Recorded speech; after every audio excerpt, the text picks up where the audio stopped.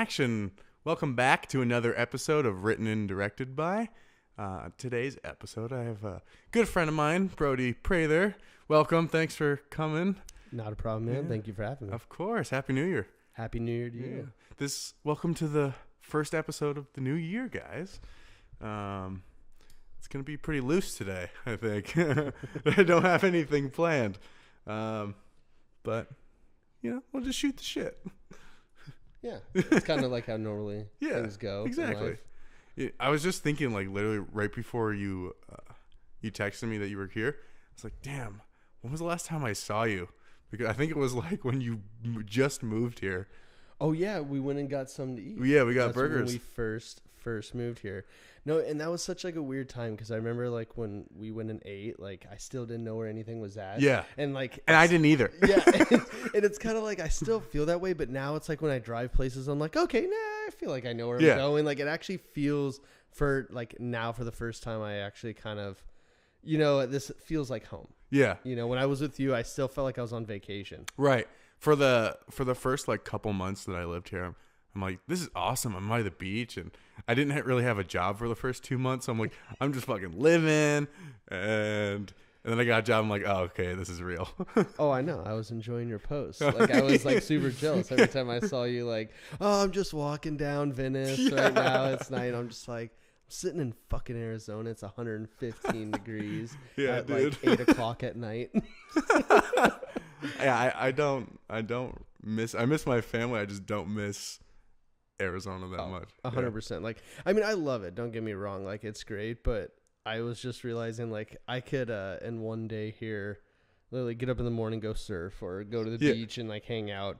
Then maybe in the middle of the day, go on, like, a hike, a bike ride, or something. Yeah. And then if I want, go up and, like, night ski. Yeah. Up at Mountain High. Literally all in one day. Yeah. Drive, like, 3 hours and go ski. Do this. Yeah. And, like, literally, not even 3 hours. Yeah. Like, we left early in the morning, obviously, so LA traffic is non-existent then, luckily. But it took us an hour and a half. Oh, no shit. Literally, from our doorstep to this little cafe that we eat at. And that's literally just right down the road. But that's crazy. It's amazing. It's like, honestly, way better than Arizona. I think that's like the coolest part about LA is that you could literally that could be your day. Exactly. I mean, you could probably do that in Arizona, like go hiking and then drive up to Flagstaff, but you can't surf. Exactly. Yeah, well, exactly. And I mean, and still that like you get up to Flagstaff, it's 2 hours, but I mean, if there's snow in the city and that's the city, and it's just interesting because like you're in this LA and you're driving constantly for about an hour, and just on the 60, on the 10 heading out. And all of a sudden you just make a left and you go up to 15. Next thing you know, you're in like mountains. Right. And start seeing snow and you're nuts. You're right on the other side of the hill is LA. Yeah. It's so crazy. Yeah, no, it's definitely one of definitely one of the better parts about living here and just the weather. And like I was telling you earlier, like I got up with my dogs and we go all the time to the beach and just go running around. And I mean, it's wintertime. Yeah, it's cold, but I mean, it could be, like in Arizona, it's like 38 degrees, right? I mean, we could go to the beach right now and just chill. Like it. Mm-hmm. I mean, it might be a little chilly. I mean, bring a jacket, but I mean, like there's like little beaches up in Malibu that have like fire pits right on the beach. I mean, maybe we shouldn't be talking about fires in Malibu, but I mean, these are contained. Yeah. But no, I mean, like seriously, you can go in there and just sit there, and it's like the best, perfect weather, like a little fire, sit there with the I mean, it's a little chilly, but you bundle up and it's beautiful. I love it here, and there's just so much to do. I mean, when I first moved out here, my now roommate, he's like, dude, you could literally do something different every day for the rest of your life, and there's just like endless things here to do. Endless. I mean, but yet I still do the same thing every day. That's Netflix. That's just like Netflix. I'm watching something new today. Yeah. The Office. Yeah. No, that's so true. My dad was actually in town. He's a native from Southern California. He grew up here his like whole life. Actually, I was born out. He had me, like my mom and him had myself out here in Burbank. But then we grew up in Phoenix, obviously, and he was just out here, and he took me on this drive we were up actually in Malibu and went cut through the canyons, and he starts taking me all through these neighborhood and houses. Next thing you know, we're in these back hills. I can't remember what the canyons were called, but it's a lot of the area that got some of the area that were burnt around that area. But it's like where Will Smith and like all these like it's where Dean Martin's ranch. That's where, like, I guess, like, back in the day, Dean Martin owned, like, this whole valley, essentially, this major valley, and it just slowly, people have sold pieces of it off. I believe it's, like, Dean Martin's ranch or so. I could be wrong. Obviously, don't quote me, but I remember that's what he was telling me. But these are just massive houses, and you're like, where the heck are we? Yeah. Like, and then we finally came out over on the other side of, like, the Hollywood Hills, and then we saw, like, Hollywood Lake. I don't know if you've ever seen that. Yeah, there's like these lakes, literally on like over by the Hollywood sign, like where all the. I don't leave this like little Santa Monica area. Exactly. So there's literally this dam. I'll never forget. My dad takes me to this spot, and we look down. You kind of it's like this little reservoir, and you see like this dam, and literally past this dam, you just see the skyline of L.A. And I'm like, that's sitting right above Los Angeles. Like these reservoirs, like these lakes with little dams. Like if those broke. We would all get it's crazy. I didn't know these all existed, but I need to do more exploring out here. Just like I mean, it sucks. Like you said, like I me too. Like I've came here so much and still have no idea where I'm at. My problem is I love to sit here. Like I love this couch too much. Yeah. You know? Oh yeah. So I'd rather just like wake up in the morning and just be like, you know, than hey, let's drive around aimlessly until we find something cool. Yeah, and but it's like, you know, why is that? Yeah, because when I first came out here, like I was going to museums, I was like checking out all the cool things, like, and then all of a sudden it just stopped. And I'm like, and I realized it recently. I'm like, I don't do stuff like that anymore. That's so like funny. Even on the weekends, like I have, like the weekends do whatever I want, but I still like just sit here. It's like. I'm kind of like, you know what? I'm making that a goal this year to like do more exploring. Yes. No, I agree because that's exactly the same thing I fell into. Don't feel like you're the only one. Like when my wife and I first got here, every museum, like we're going to see every museum on museum, like, because we're like, we live right next to it. Like, let's go see all those. And we've seen all these and all of a sudden it just like stopped. Yeah. Like same thing. Like it just stopped. It's so weird how that happens. How you just get like comfortable or what, you know, I don't know. I think it was the honeymoon phase. Yeah. Like I came here, like I said, I felt like I was on vacation. So I wanted to go see everything. And then all of like, our first month of bills, our second month of bills. And you're just like, I don't want to go anywhere. Right. I pay for this house. I got to get a job. Like, I can't do anything until I get a life. Yeah. Like, I need to stop like acting like everything's great. Like get a real. When reality sets in, you're like, I guess that $50 museum ticket shouldn't. Yeah. That's and that lunch we ate right after because, you know, eating lunch in LA is just so affordable. Yeah. Jesus. Like, that's why the place I work at right now, like all the guys in the office are always like, let's go get lunch. I'm like, I'm bringing lunch from forever now. Forever. Because it's like I can go spend what I spend at lunch is just half of my grocery bill. Easily. So easily. We do that Hello Fresh meals. Oh yeah. You know, it's like $80 for 4 nights of meals. And it's like worth it because, you know, like I said, sometimes like we're working long hours and like I don't come home till late and my wife doesn't come home till late. And I mean, it's not fair for either one of us to have to be like, hey, you need to start cooking because I'm not home. Because I'm like, hey, I mean, it's just not. Or like, hey, can you go hit the grocery and grab something to eat? Right. This is kind of cool. Like pre-packs everything for you. Oh, cool. In like separate meals, and it gives you like little cards with all the instructions on it. That's pretty cool. And yeah, it's all fresh meat, fresh vegetables. So it's like you got to make it like that week, or everything's just gonna go bad on you. And yeah, it takes not one meal takes longer than like a half hour to make. That's pretty awesome. Yeah. I was thinking about doing Blue Apron. Same thing. Yeah. Same thing. So I would just see what price. I mean, like right now, my work schedule is like I can afford the time to like cook and like grocery shop on my own, but it's do I want to?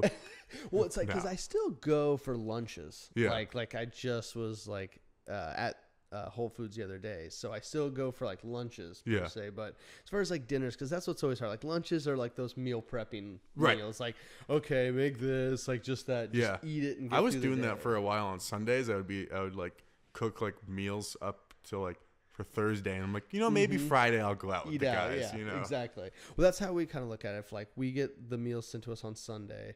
So if we can, like, and then we'll go to the grocery store. Usually I'll go on a Monday. I'll go to the grocery because I guess it just depends when we shoot. It used to be when I didn't have a job. Yeah. It was always Mondays. Like I'd go Monday and get all the lunches. So like that day I'd prep all the lunches. So like Tuesday through Friday we'd have lunches and we'd have dinners like, basically Monday through Thursday. But it always gave us that one night where if we're like, let's just go get sushi. Right. like, dude, we're like, I don't want to cook. Yeah. You don't want to cook. Like, so it gave us that one time. I feel like it's like, I don't know if it's because it's here or it's like personality or what. It's just so easy to just be like, hey, what's on Postmates right now? Instead of like, I have a whole fridge of food. It's I know. And it's so easy. Yeah. I spent so much money on Postmates last week or like last couple weeks because I had the flu. So I didn't want to leave. Yeah. Like, even my mom from home, she's like, hey, what can we order you? Like, I want to get you some food. Yeah. So they even Postmates me food from Arizona. Like, they would find places here that were close by. That's awesome. And that's when it's worth it, though. Yeah. That's like when I truly believe it's like worth it. Yeah. Like when you're like, dude, I just can't go anywhere. Or like the thing I hate, like me and my roommate did this last night was this burrito place, half a mile. He's like, I don't want to go, but I want it. So we Postmates it. I mean, it was like a $3 delivery fee, which isn't that bad, but it's like we could have just gone and picked it up. Oh, I know, and that's what I used to be the same way. And now I'm like, if it's like one of those really close ones where I know, I'm like, no, I can't. Like if I'm gonna eat that, like, so I'll still eat DoorDash or Postmates, but I'll make sure I eat something far away because like if I get something close, I'll feel so guilty. I'm like, no, I could just go order it and then could have walked there. Yeah, and at this point, that just defeats the purpose of me doing this. So I'm getting something far away. Yeah. Well, I actually did DoorDash. Like when I first moved here, like just trying to find jobs. Like I'm like, what's something with an easy flexibility? Because like I applied at like a few different places and like didn't get anything. Just like regular daytime jobs. And I'm just like, screw like trying to like, throw myself at a job that it's like I don't even want. Oh, that's where I am right now. And I'm like, what's something like kind of flexible, like. That can make some money that like, I can actually throw myself at film jobs. Right. Instead of trying to throw myself at a freaking Starbucks job or not, I mean, not per se, but like, just day-to-day jobs. Yeah. And so I'm like, oh, why don't I just do like, somebody's like, oh, do like Uber. I'm like, nobody's getting in my car. Like I pay, money. I'd rather do like Uber Eats or exactly. I'd rather do that than have someone get in my car. Exactly. So yeah, that's what I chose. I chose DoorDash, which was like I kind of did some research and that everybody said that seemed to be like the best as far as they make a decent amount of money and like the hours are good per se. And so that was actually really interesting. And like I now I know, like sitting on that side, like I'll go to this like restaurant, and I'll get the food and all of a sudden it tells me where I have to drop it off and I'll be like, that's literally around the corner. And I'm like, what lazy pieces of shits. I'm sure. I'm sure like every time I order something, someone's like, are you kidding me? Oh, I know. I used to just like, dude, and like the stuff that I've experienced doing that, it's honestly like I did it like it's to the point where I'm like I don't want to do anymore just because of the shit I do. Oh really? Like, yeah, like it just became like such a hassle because like since the time I've used it, I like I look at the map, I see them coming, I'm like I usually would walk out because like luckily like my location is just like a little like duplex, so it's like a house, so I can just walk out. But like I'd get to these complexes, it'd be like this huge complex and they would put like their door, like what room they are, but I'd get up to the ring and it would have to buzz me in, so I'm like sitting there, now you have to like text them, get there, and this is all timed, know, like, and it's just like then you're sitting there just literally on their doors, like on the bottom of this tower, like waiting for them to buzz you in. They're like, okay, hit this button. And you do that, and then it's like you're just sitting there, and you're like, "Did that work?" And you're just sitting there, and most of the time it did, but like sometimes people would be like, "Oh, did you hit pound?" You're like, "Well, you didn't say that. You just said press 205." Like you didn't say press pound 205. Yeah. Like I don't know your system here.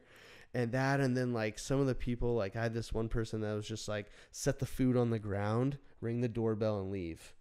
Oh, that's weird. Weird. Yeah. That's I was so like, weird. oh my God. I'm like, you think I'm going to leave? Nah, I rang that doorbell and the slowest walk I ever did back to my car. Just slow motion walk just away. Looking back, I'm like, I was just waiting to see this like hairy arm grab the meal and just snatch it It's in. a fucking Yeti. Exactly. No, and it was crazy. But like weird stuff like that. And then, oh, I bet. So you're working on a show, or what are you doing now? Yeah, dude, I've been honestly blessed to get on this docu-style reality show. Kind of just started as a day play gig, and it can, just right place, right time. Yeah, I just think it was. I feel like that's a lot of LA. It's just jobs, especially in the industry. Yeah, and especially this is like one of those shows. It's a cool show. Like, I mean, I started watching after. I mean, I'll be honest, I didn't watch it until I got on the show. But then, like, when I found out what it was, I'm like, oh, cool. Like, and then I started realizing, I'm like, well, I didn't realize actually how many people watched it. Because my wife actually kind of asked me. I never even paid attention. She's like, how many people really watch it? Because everybody, when people ask, where is it, what channel? I'm like, well, it's not. It's on Facebook Watch. Oh, interesting.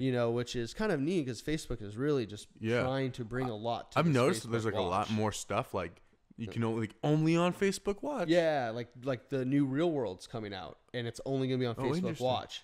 Yeah, so like, and then that Jersey Shore was on there, and so they're really trying to make an outlet, a one-stop shop. Yeah. From shopping to social media to news to watching TV. And so I started looking like we just started our 4th season, and the first episode has like 5 million views. That's crazy. Yeah, so I was just like, cool. Yeah, I was like, awesome. I'm like, so this show. Maybe I'll get to keep this job. It's like, so like, keep on watching people so I can have a job. So no, and it kind of just started as like a day play, and then it's like, one day in this week, and then they're like, hey, you were great, we'll call you again, and then it's like I got another call. Usually when they just got a little bit bigger of a day, they needed maybe an extra hand. Weren't you like driving the vans for a bit? Or? Yeah, exactly. Okay. So it kind of started. That's like, I mean, it's PA work, right? Man, you like, it kind of, luckily, I mean, I've done office PA work for them, and I've done the field PA, and I applied to a lot of office PA jobs. I'm kind of happy I never got a lot of them, because now I see the difference between really being an office PA and being like just a PA. Yeah. I'd much rather be a PA. Yeah, like on-set PA. It's interesting. Yeah, like, but no, it was cool. So I kind of first started like, hey, literally, this was so funny. The description on the job was PA needs to be able to drive a van.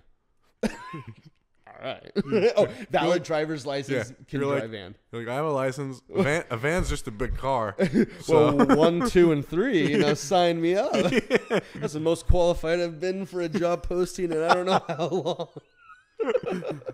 So like, and it was so funny because I did it on Staff Me Up, and it was on a lot of different places, and I know people that use that, and they all were like, man, that thing never got me anywhere. And I'm like, to be honest, I applied to countless jobs on there, and I thought it wasn't going to work either, and it was just this one, and why I got it, because I literally saw the posting.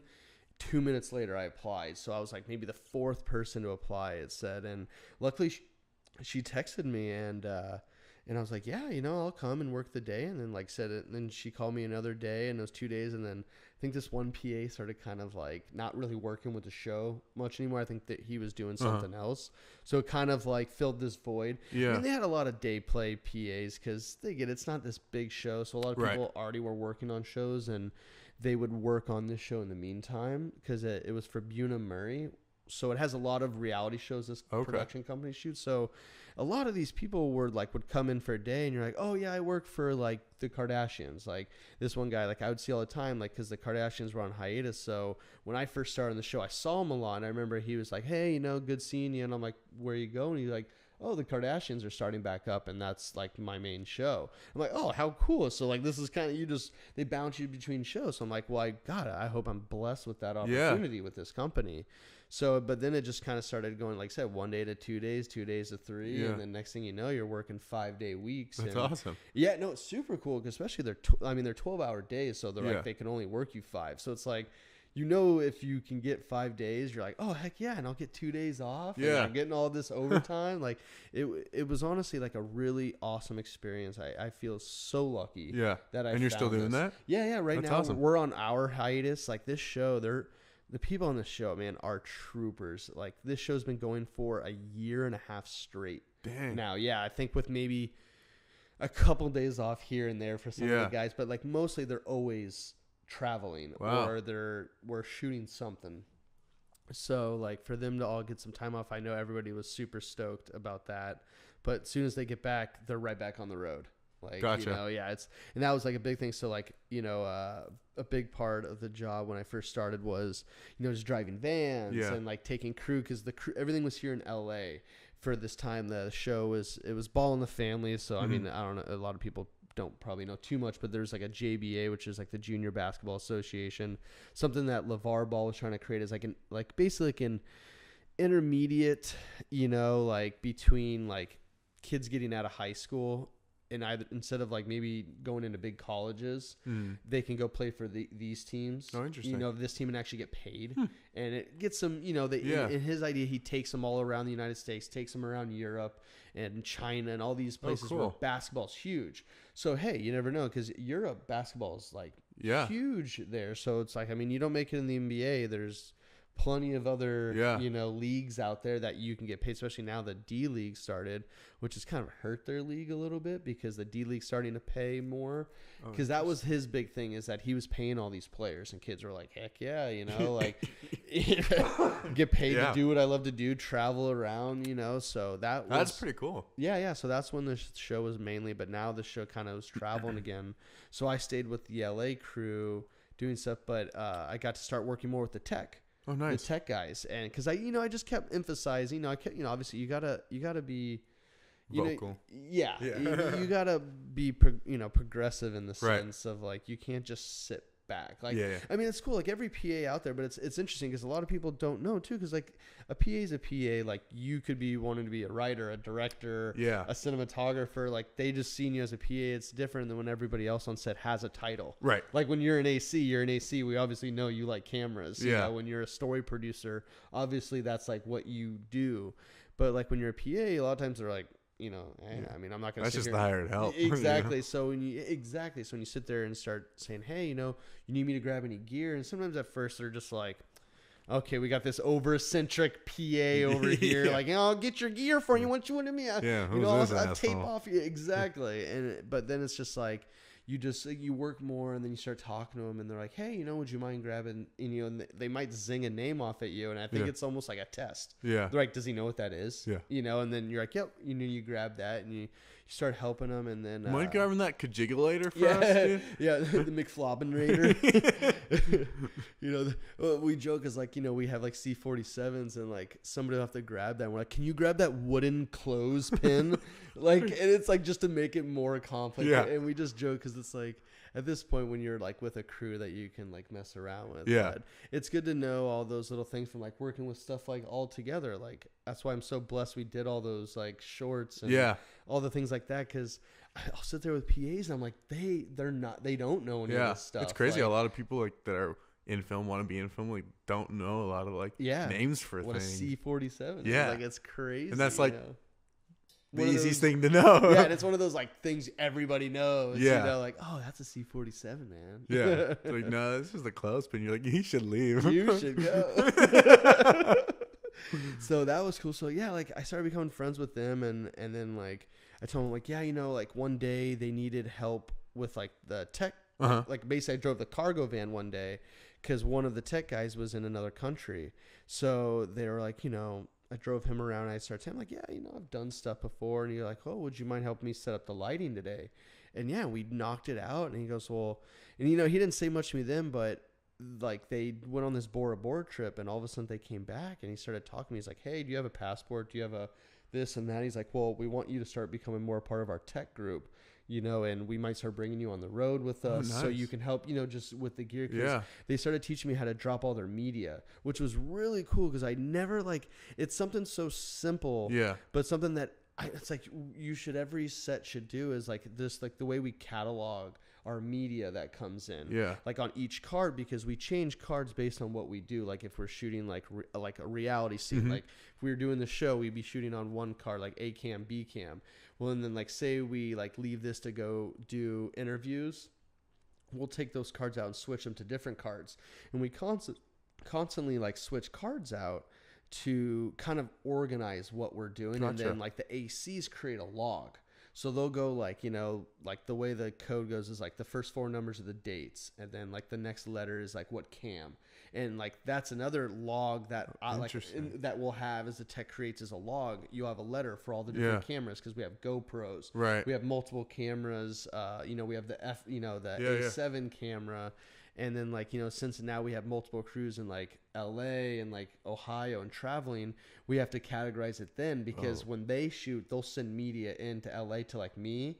Like I'll pick somebody up from the airport, grab all the media, go back to the offices and start dropping it. And then go to this place called the Sponge. Sponge is basically this, it's like, if you could think of it just like in South Park, the dude that's like sitting all fat, like playing video games. Yeah. I don't mean like they're like fat or anything, but like it's like a dungeon like that. You walk down there and it's just all these computers and it's like 8 million fucking degrees because like they just have towers of what do they call, like it's like a network. Okay. Like, you know, like trying to think like databases. So basically they'll start dropping all this media and send them off to all the editors. Oh wow. And like, cause in this, you know, in the offices, so basically it protects the media. So like people aren't just carrying around. It's basically all attached to like a database, a server. Yeah. Gotcha. They're all just these giant servers that are in there. And it's like, they have like 60 fans blowing in there. And it's usually always like one person or 2 people that are like, what's up? What's up, dude? I haven't seen somebody in hours. Like, because it's like downstairs. Is the sun still up? Dude, seriously, because like there'd be nights where like I would drop footage and it'd be like 11:30, 12, like, you know, at midnight, and I just like walk down there, and like you turn around the corner, there's like. They're just like, and they're just like, water. But no, they're actually really nice. So that was really neat because like I'm like, man, I wish I'd done that for years. So like as far as shooting scenes, like you know, because we'd always have these cards and you would just stack your card up full. Yeah. But it would have been nice to like sit down and go, okay, like this card I shot this scene on, and then this card I've shot this scene and this scene. So like that's basically what this log gets. So like I'll basically at the end of the night, because like sometimes I would go out and meet them and grab media if they're filling up and take it back. If not, they would just shoot and I'd meet them back at the offices and they'd be all done and I'd grab media and the AC sends me this log. Well, I gotta like go through and like, because his job is to label them all with like tape, and then I have my own special colored tape. So once it's done, I tape it. It's like it's just this process. That's like crazy. And what's even crazier is the amount of media that's shot. Like on a given night, I'm dropping like hundreds of gigs. Dang. Yeah, because like these cards are 64. Like sometimes we shoot 64, but like a lot of times they're 128s. Yeah. And like they'll like on a big day, like we'll fill up like 6 of them. That's crazy. Yeah. That's wild. Yeah. And I mean, I guess like without the system, you'd be fucked. Well, it's cool because it allows us to like. Because like once like I have a master drive that I like have for myself, and then I drop them on like shuttles, like little LaCie drives. Yeah. And basically, so like I'll start dropping on my drive, which is really fast, but getting them on the shuttles takes forever. And it's nice because like if God forbid like post goes, hey, we don't have this scene, like it says, you know, this card had the scene where these 2 people were talking. We need that. I can at least go, well, hey, I still have the media, like, because, you know, they've used those cards, you know, and it's just this way to, like, back yourself all up, you know, and then, like, the way the dates go, and you can just organize and file it. It makes it super convenient. Cool. And I'm like, God, I wish I've done that for years on all my other shoots. Like, why? It's so easy and convenient. Right. And why? That's pretty cool. Yeah. I feel like that's like one of the coolest parts about like going on sets and like different shows and things as like a PA or someone, you know, not even maybe just as like someone who got hired to work in that position, is like what you're learning, like what these people are doing.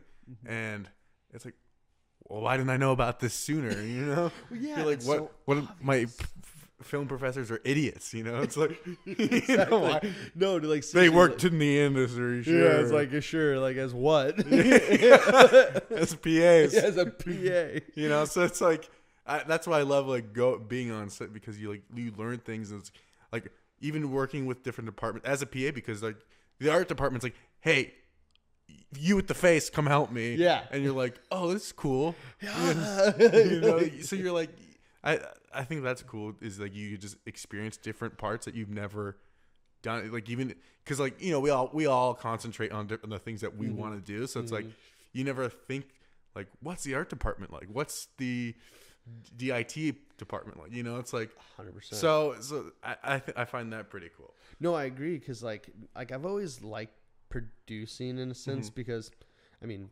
shit, like every film you've had to make, you're a producer. Yeah. I mean, like you've literally essentially have produced since the day you started becoming a filmmaker, right? Because you do it all yourself, you know, especially in college, you know. 100%, and it's pretty neat, because like, I mean, you always, after that, you're like, no, this is what I'm gonna go do. And I always in the back of my mind, because like when I first originally started film, I wanted to be a producer. I wanted to be a UPM. Oh, really? I wanted to be a production manager, like, because I enjoyed dealing with the business aspect. That's always kind of something I wanted to do.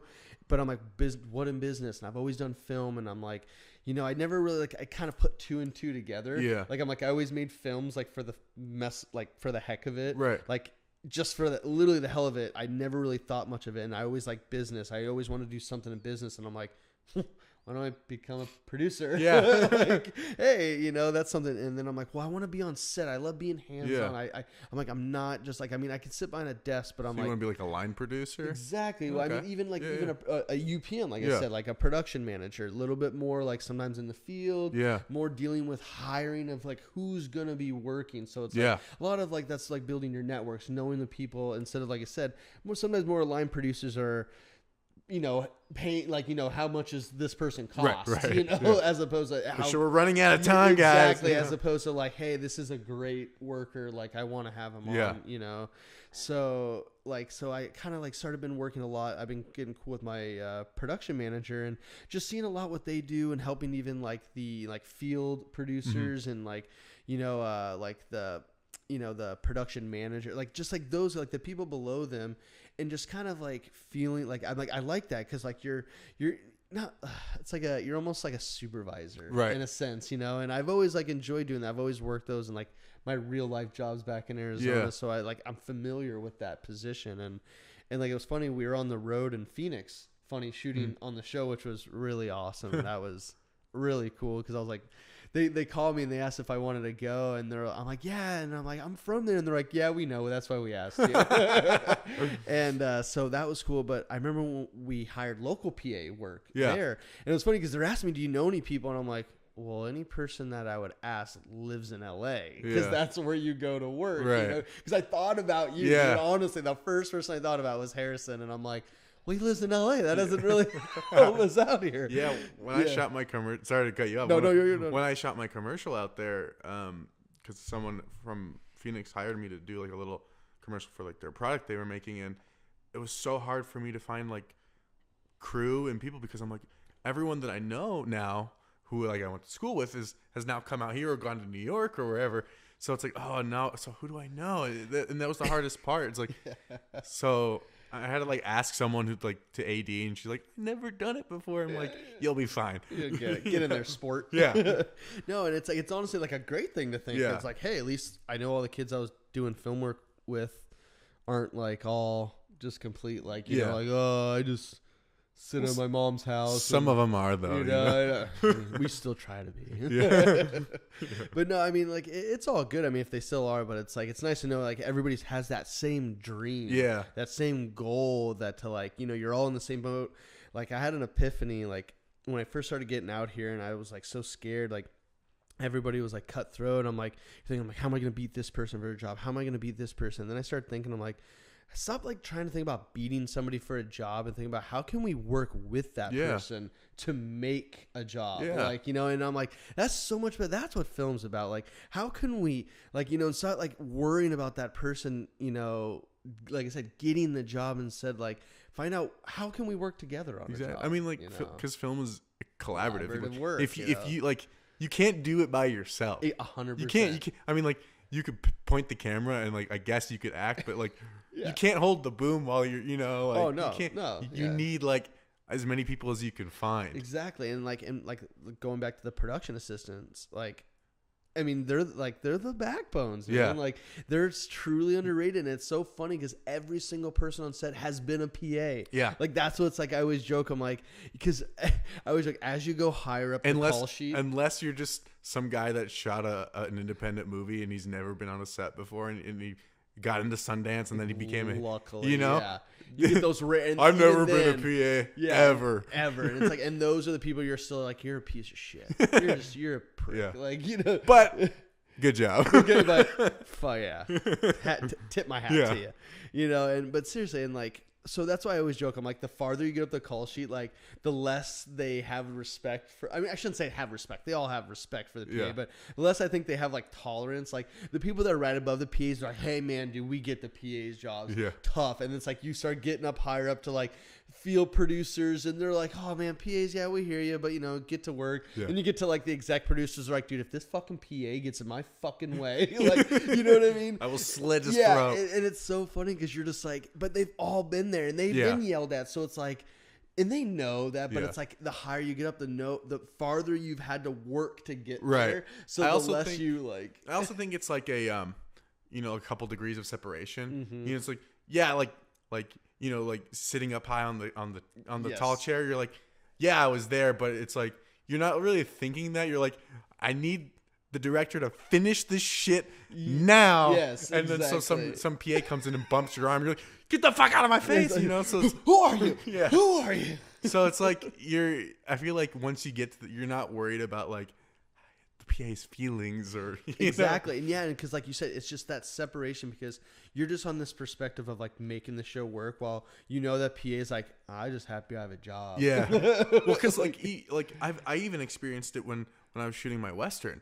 That I was the director, and the PA, I would be so annoyed with the PAs. Yeah. And it's like, and I was in college still, and I was a PA all the time. Exactly. And you're just like, guys, like, I understand it's not the greatest job, but like, I mean, they're doing it for free. Yeah. It's like, I know what you're doing. Yeah. But they always pissed me off.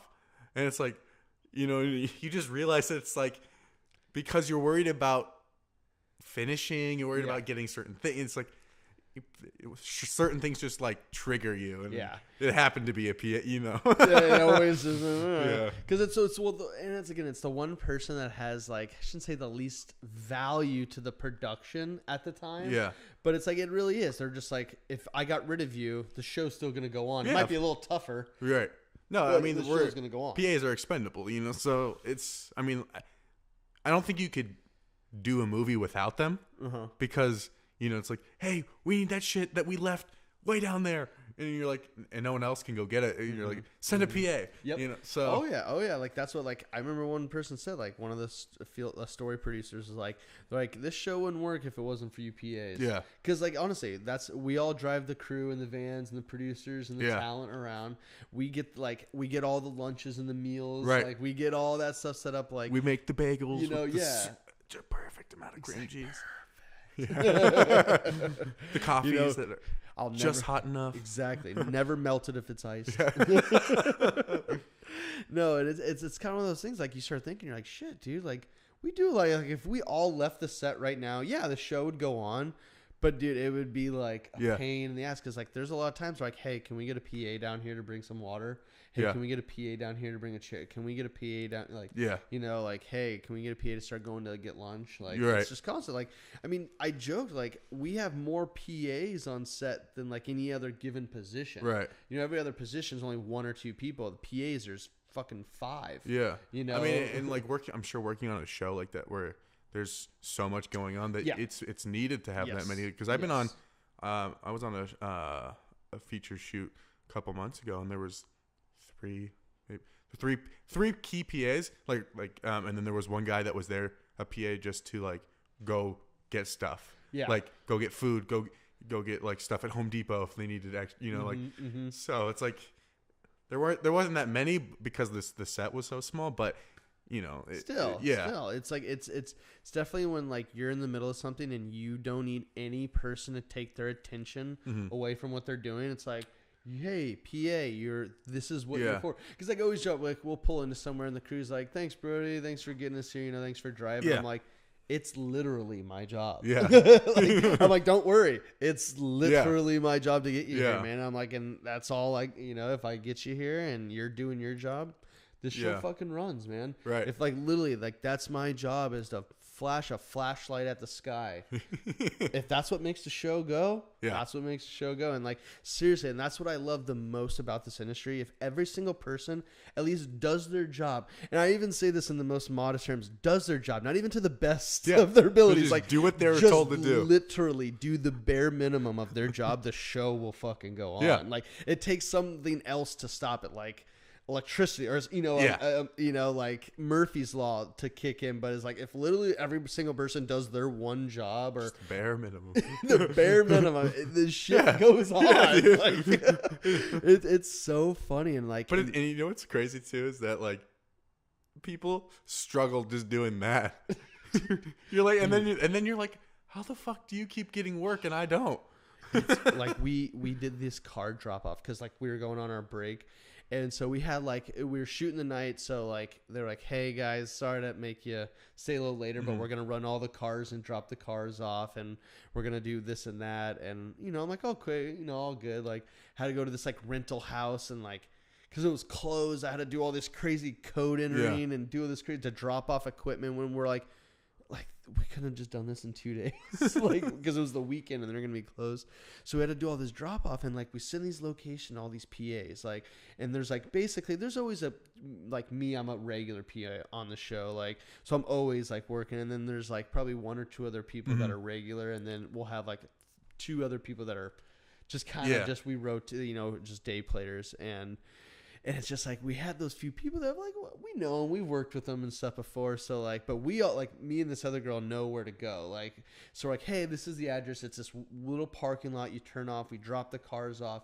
You put your keys in it. It's because it was Hertz. It's their like employee parking lot, and that's where they tell us to drop shit off after hours because we rent cars from them. Like it's just like we have good connections with them. So we're like, we all like get together and, cause me and this other van had to go drop gear off. So like, they were like, hey, we're going to go meet you at that spot. Me and this car go drop the gear off and we meet at the spot, and I pull in and like me and this dude get out cause he was following me. And I go up to like the girl, Amanda. I'm like, hey, where's everybody else? And she's like, have you seen the group text? And I've been feeling it. I'm like, no. And she's like, they're at like the actual Hertz. Like, so they somehow got split up instead of like calling and saying, hey, or just following the directions we gave you, they looked up Hertz and drove to Hertz. And like, we're calling them, we're like, where are you? And they're like, we're at Hertz. And we're like, well, that's not where you're supposed to be. And they're like, oh, isn't it Hertz? Like the rent-a-cars? We're like, yeah, but like, it's not Hertz. We're going to their this drop-off spot. Like we were telling you on the address. They're like, oh, we're like, where is that? And we're like, well, look on the address. And we're just like, you're seeing all this text and you're just like, how the fuck have you guys have jobs? Yeah. How do you people have jobs? And like, it's if the AD does his job right, which they always do, it's right there on the call sheet or whatever they hand you. Everything's laid out. Dude, the call sheet. This goes back to like that PA stuff in Arizona, man. Like, so we hired this help in Arizona, man. Like, we had 3 people, and it goes back to like 2 of them were like pretty cool guys, and this one guy, just the typical, like you get talking to him, he's like, oh yeah, I lived in LA, man. And he's just like, we're like, oh, cool. And we got talking to him about stuff, and he's just like, oh, I didn't live out there very long. He's like, I lived out there for about 4 years, and I moved back here. And so then he's just like, that's when we should have stopped. And he's just like, yeah, so but I did do stuff. And he starts giving us like, I do this and that. And then like he was one of the drivers of the van, so like at nights, like some of us crew would like go out, we'd grab a couple beers, and they were like, dude, this PA, like I guess he was like the worst driver. He would just talk about everything he does, and like you're just like, how in God's green earth did you still work in this industry? Like And it's scary. And like, and the worst part is like, I'm like, when we first got there, like I was telling a lot of the PAs what to do. Like we moved gear into this tech room. We were building out the tech rooms. Like, so were you like the key? When like, yeah, like if like, I mean, there's Olivia there, like she's like, I mean, if I'm not there, she'd be the key PA because she's been on the show just as long as I have. But like, yeah, like, I mean, hey, I know that's why they ask us to come back. Right. Like, you know how the show rolls. Like you just know the flow. You know where things go. They don't, the production, you know, tell you much. Exactly. It doesn't need to tell you anything. And so I'm like doing all this stuff. And like, we get to like the last day and we get talking. He goes, well, hey, Brodie, what are you actually on this show? And I go, I'm a PA. And he goes, you're a PA? And I'm like, yeah. He's like, I thought you were like a producer or something. And I just like looked down, I'm like, nah, man. And I'm just thinking to myself, has this guy looked at the call sheet one fucking day since he's been on this show? Like, how? Yeah. He knows my name and everything, and he's made it to call on time. Yeah. So I'm like, I know he's pulled up the call sheet, but he's asking me, what are you on the show? So I'm like, so how? Like, I mean, me when I get on a show, I'm like studying the call sheets. Me too. I study that shit. Every time. Like, I always look to see, like, even if I don't recognize a name, I'm just like, oh, okay, so that person's in art department. I know who to call out to. Exactly. And just if you see that person, you can remember their name. Like, you're sitting there like, you're like, okay, that's a guy with a camera. Right. That's a guy with a camera. So those two people are the camera ops, you know, and you start like, but also like, if you look at it and you're like, hey, go talk to this person in like makeup, and you're like, who? And you look at the call sheet and you're like, okay, makeup, there's exactly, okay, she's the only one that, now I know her name. I know. I hate people are like, well, who's makeup? Look at the fucking call sheet. Like, you know, like, dude, I can tell you, but it's just like, be smart. Be smart. Like, you know, things are just so straightforward. Think on your feet. It's a lot of simple direction, but if you're not listening, you're oh, he was, but like, we were shooting this restaurant scene, the game, like we shot a game. And like LeVar was there, and like we had a bunch of the family, and it was a restaurant closed down. It was actually right there next to Shea 14. Oh yeah, that restaurant right to the like right of them. You know, where like the Pita Jungle is. Kinda, yeah. Okay. Like, it's like in that whole section, like literally that first restaurant. Like if you're looking at Shea 14, you go to the right. That first restaurant started, they like Coconuts or whatever. It's right to the left of Coconuts. Okay. Left of Coconuts. It's that burger spot or something. I think so. I think so. Yeah, they like shut it down for the show. It was awesome. So we're sitting outside, and like that's where we mealed at, you know. So we're all eating outside and everything. And this is a time where you eat. Yeah. Because by law, you need to eat, especially when producers are around. Like, dude, don't be an idiot. Like, especially as a PA. Like, if you're a camera op or something and you got to maybe get a shot, dude, they're going to let that shit slide. But you're a PA and they see you like not eating, they're going to, hey, are you on your lunch? Well, you need to eat your fucking lunch, man. Like, I learned that, like, I was on an independent film, and luckily, you know, it wasn't industry. So, but someone came up to me, like, because I was doing like trash sweep and blah, blah, blah. Someone came up, he's like, hey, man, like, make sure you like, break. Luckily we're not on an industry big, you know, like union shoot, but you really should eat lunch when they call lunch. Yep. Otherwise we can get in a lot of trouble. We can get fined, blah, blah, blah. I'm like, oh, I didn't know 100%. That. And you're always like, hey, I won't complain. You know, I won't complain. But it's like, and again, they're like, hey, we just want you to take a break too. Yeah. So you're rested to keep going the rest of the shoot. Yeah. You know, we don't want you to, when we're in the middle of shooting, go, I'm hungry. Right. Or I need to take a break. But it's like at the same time, you're like, but I want to show them I'm a hard worker. 100%. You know? It's just this middle ground. Yeah, that's like the worst part is like, I don't want to be the first person to sit down. Yeah. So that's always like when we'd meal, like I'm always like, I always try to in my mind be the last person to sit down. Like obviously all the PAs help everybody get their food, but I'll literally just like stand there and just be like, all right, everybody's done. And then I'll sit down. Right. Like, you know, even though I don't mean shit. Last man. Just, suckers. But no, like it's kind of like, but so we're shooting outside. So this PA, like, you know, our executive producer, like cool guy, Steve, like he sees that there's some, cause we have a sound guy inside that's like in labs and shit. Yeah. And like we sent the sound guy out and we just kept their labs hooked up. So will record what they're talking. Well, Steve has one of the earpieces that he can listen to the labs and shit. Well, I think he starts hearing stuff that he wants to kind of get. So you see him like pick up like an F-55, puts on his shoulder, starts kind of zooming in and stuff.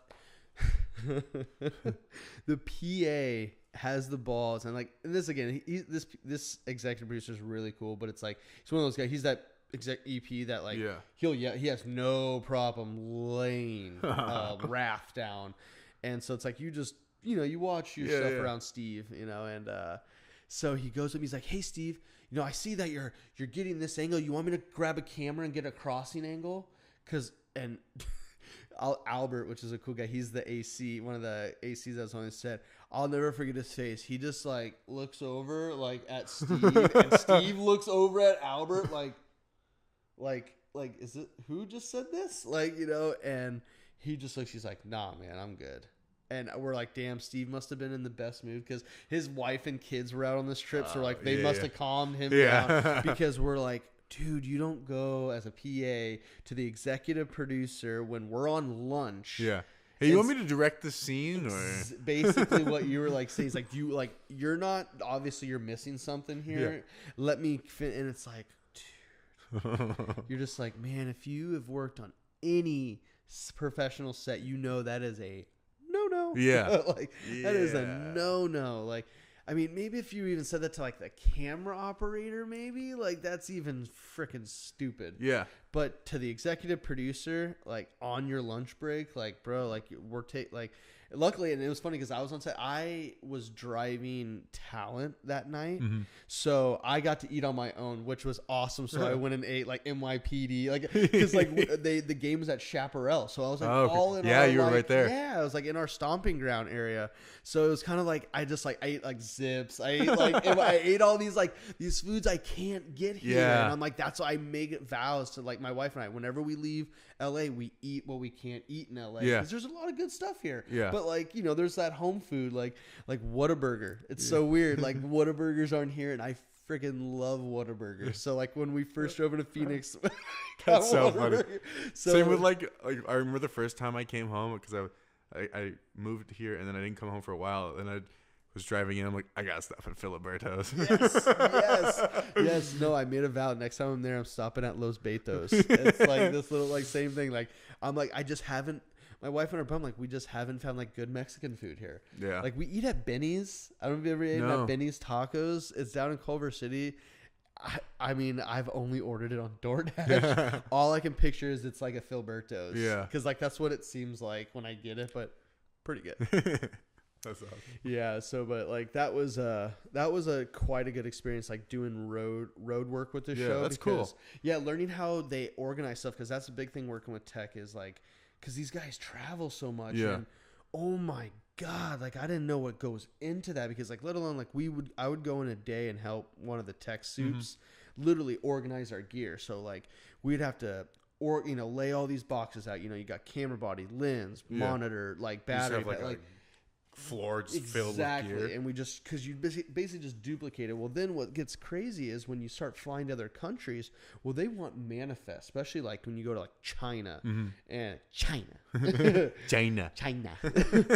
when you go a place like that. Like you have to make like a manifest that's like you have to have like a serial number for every single thing on that camera, like the lens hood. Yeah, like you screw off. Yeah. Serial number for that. What? Take off the lens, serial number for that. What's the purpose of doing that? Is that for the production side or? No, it's for them. Oh, it's for their country. For their border security. Okay, gotcha. So like basically they want to know every single item that you're bringing into their country. Well, that's a good thing to know because this feature I'm producing is in Costa Rica, so I guess that's something I gotta look into. Yes, and then especially like learning about how to travel with like batteries, and stuff like that because we're using these big lipo, massive batteries, and like you can only carry them on the plane. You can't check them. Oh, really? Yeah. So like you got to find people like that's like the other thing is like so when we load this out, we label them and then all the crew that's going. So like producers, we start assigning them bags. So we have to ask them, hey, only bring 2 bags because we're gonna assign you a piece of equipment. Wow. Like because there's so much in the money and so the batteries we literally have to tape the connections. So like tape the connections because literally the pilot can come up and ask what's in there and you say batteries and they go, well, you just say the connections are all taped, and they'll go, all right. You know, like, like this is all stuff they've experienced because this show traveled through Europe and all these countries multiple times. It's definitely be calling you up when I'm ready. Yeah, dude, definitely. I mean, the best bet is really more, let's call it airlines. Yeah. Because, like, I mean, you might have no restriction. Like, there might be less restrictions in Costa Rica. But that was what was interesting because, like, so he basically had to, like, look up the serial number, like a barcode, make like you know, basically like a barcode for it, serial number, and then you had to look up like the weight of it, how much it costs, where its origin, like where it was, like the company that made it is from. That's so crazy. Yeah, like what, just going, like traveling with gear. Holy shit. Yeah, and they say it's like, and it's just inevitable. Always something gets held up. They're like, it just because how much gear they travel with. Yeah. And then another thing, if you're traveling, luckily, I mean, we're not that big of a production. So are you gonna be having a lot of like boxes? You think? I don't know. We still have to figure it out. We're because of the way it's the film is shot, it's like all in 360 basically. It's like we don't know what's gonna be seen because the camera's like, it's like, you know, vlog style, if you will. Exactly. So like Video Villages might have to be far as fuck from where they're shooting. So it's like, I know we want the director wants some like monitors. We're gonna have like a sound guys, but like as far as lighting, he just wants it to be natural. So we won't have like a lot of gear, but there's still, it's gonna be a decent amount still. I'd make some lanyards that say like your face and name, like, you know, like when you go on to like a big production, like they give you a lanyard, like this is the show, you get your ID badge, right? Make some of those, because if you come up with a whole bunch of gear, you go, hey, I need the media discount, like we're traveling media. I never knew this, like, dude, literally, like sometimes, like, I mean, like I was like, they don't ask you for nothing. They're like, most of the times, like if you could just show them something that looks like a show, they see the gear, they see all the Pelican cases you're pulling up and stuff, and you show them like, hey, we're with this show, can we get the media discount? And they'll give you a discount on the gear unless it costs like shitloads. Like, and it's interesting how they do it all. Like, I don't even have it down to system, but like I've done a lot of the traveling, like, you know, and helping them, and it's so crazy because like when they get back in, you got to check everything off, and oh my, it's always there's something missing. Always. So really? Like, we had everything going there, and we come back, we're always missing something. See, I mean, like, so like when you get to like, so when you get from A to B, you're missing something, or when you get from A to B to A? Yeah, back to A, it's always missing something. Oh shit. Yeah, it's always, and like that's why like you break it down, and then like they'll go like, you know, so we'll have like A1, A2, A3, A4, A5, and they'll got B1, B2, B3. So once we lined all of that up, we'll basically go, okay, here are all the people that are going on the trip. Okay, Joe Smith, you get A1 and A2. You know, Sally Smith, you get, you know, A3, A4, and we'll keep going down. So like, say we get out and, you know, somebody goes, hey, I'm missing A2. We'll go, all right, you know, that's fine. Let's go figure it out. We'll pull it out and go, okay, A2 has this gear in it. You know, this is what we're missing. Because like sometimes we can go like, hey, we can deal with maybe something like that missing. I mean, again, we're gonna get the gear, but like it just allows us to organize, so we're not like, well, what the hell are we missing? Like, that makes so much sense. And everybody, and then when we get everything, we know we're not missing anything because that person goes, well, I have my luggage in A1 and A2. I have my stuff. So it's like the buddy system. Right. It's like if you know you got what you got, and everybody does that, then we know we're good. If not, somebody goes, hey, missing a bag. Yeah. We go, oh, you are Joe Smith. You had A3, A4, and A5. Okay, you're missing A4. Yeah. Boom. Just makes it so we're not like, you know, it's, and then you can like tell them, because what happens, it might have gotten held up in customs. Right. So they might go, okay, you know, like one of our bags is missing. Okay, you know, what is it? A Pelican case. Okay, what's in it? Like they're gonna, and you go, okay, well, we had our sound or like our sound rig.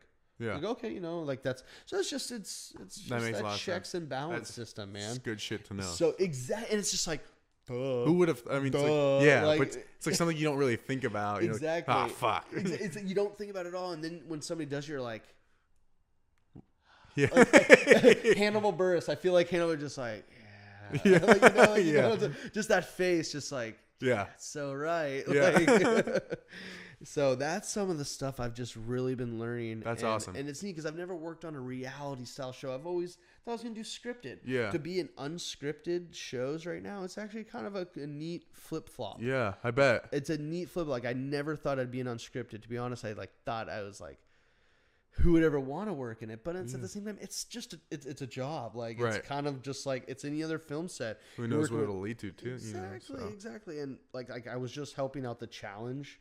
Like the show The Challenge. No, I don't think so. I don't think I know that show.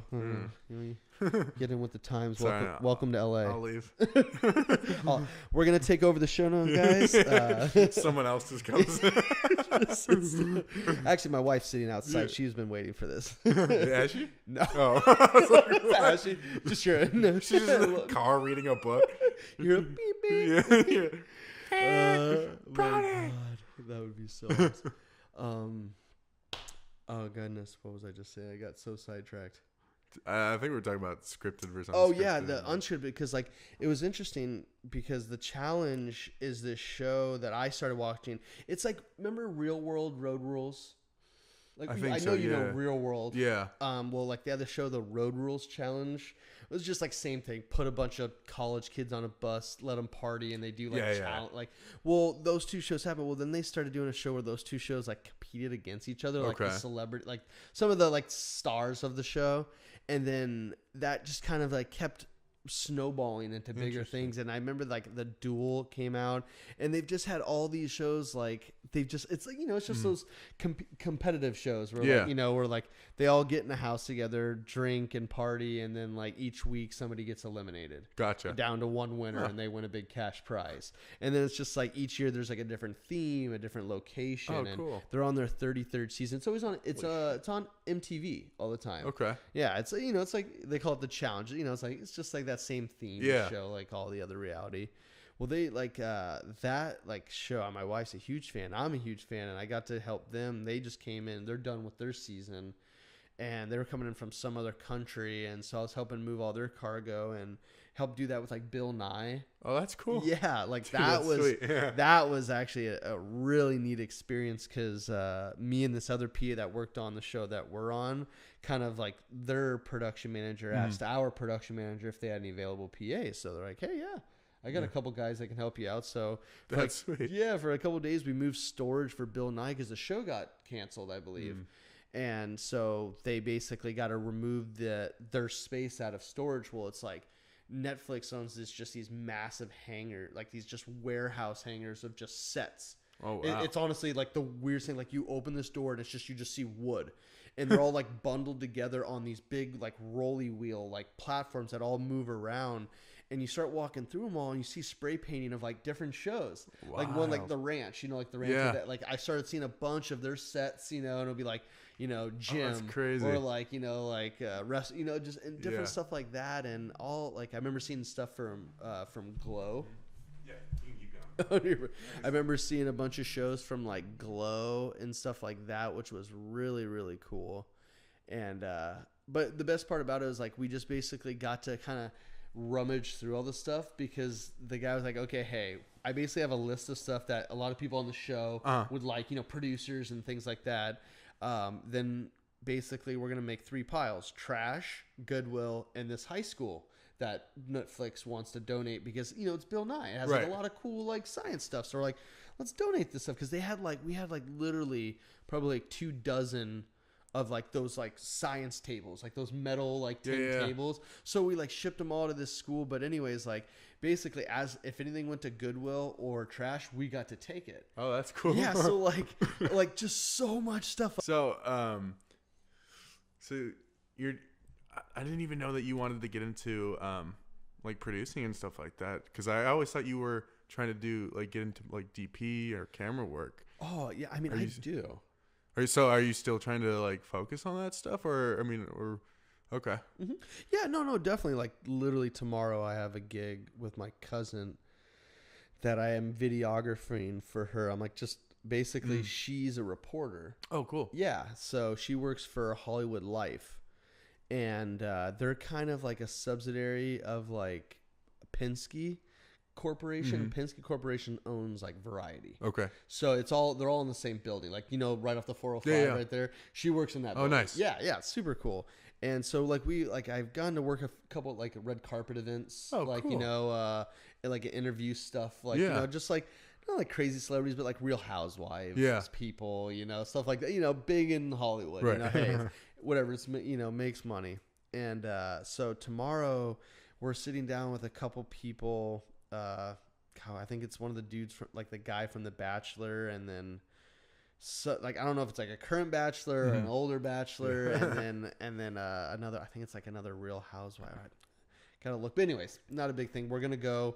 I think it's a podcast. They're on, but basically my cousin's gonna kind of come and interview him while and they're gonna like tour around. But I'm just basically kind of be just following around the camera, because they sometimes want, because she normally just transcribes stuff, but like they've been wanting some of her stuff to be videoed. Like, that's actually, cool. Like I did a red carpet event. I actually had one of my stuff actually made it on their website. So I was like awesome. super pumped about that's that. Pretty cool. But the only thing that sucks is like I got like no credit for it. So I'm like, hey, life sucks, But no, so like I'm still truly passionate about like camera work. Like I said, I'm like, if anybody asks, what do you want to do? I'm like, camera. Put me in the camera department.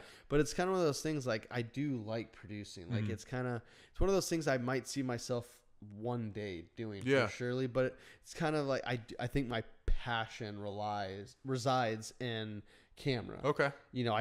It's just I have so much fun like working on that side, like working with the director, sitting there trying to figure those things out, and then just like the creative aspect. But at the same time, I find my skills sometimes better useful in the producing role. Gotcha. I see sometimes I do better. Not saying I don't do better like camera opping. I just seem like maybe it's more, I feel more comfortable doing it, but I guess that's a good thing to feel nervous, right? Because then it's exciting all the time. But I always think that if you feel too comfortable doing what you're doing, then you're not, it's not challenging enough. No. Or it's like something's wrong. Exactly, and that's like, I mean, don't get me wrong. I'm not sitting here saying especially in film I can produce anything.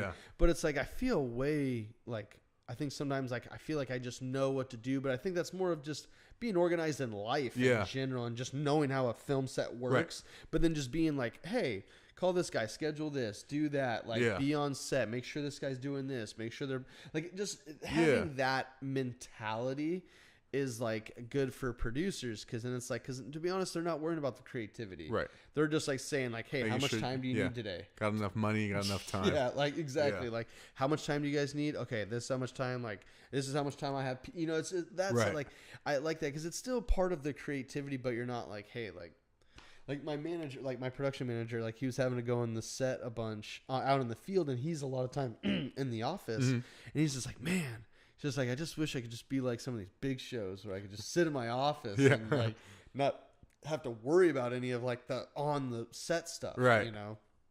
So I can see the balance, but ultimately that's like my dream, is to be, behind the camera. Yeah. Definitely. That's awesome. Yeah. So do you have like any like goals for the year of like doing projects or anything? Ooh, my biggest goal is I would love, I mean, see, it's hard because like as a videographer, it's like I feel so like shitty. Like I feel like I've had to like kind of put like my passion aside to be a PA. Yeah. Because I mean, it's like, hey, you gotta start getting it takes up a lot of time. 12 hours. It's passion projects, but it's like my goal is to like be a part of a feature film. Like whether it's honestly like an indie, like, or I mean even a major film. But then again, though, it's like then you start thinking, well, like. That's so many. It's such a broad goal. Like, I mean, like feature film. Like I said, I could be on my buddy's feature film and like help him out. So I'm like, or am I actually trying to be on like a legitimate feature film? But I would like at least by the end of the year to like be a big part of a short or a feature that goes into like film festivals. Nice. I kind of was like, Kevin did one, but I mean, like, I feel like he just kind of like, I just hopped on, like, almost as like a day to come in, and he knows like we had experience, and he just kind of like, he's been telling me about it, but like he won this contest on, with this guy, this indie filmmaker. This guy's really, really nice guy, and he like knows his shit, does really cool stuff. And he basically entered a contest with his script. Kevin wrote into this guy, and he picked his script. He said, whoever wins, I'll help them make this short.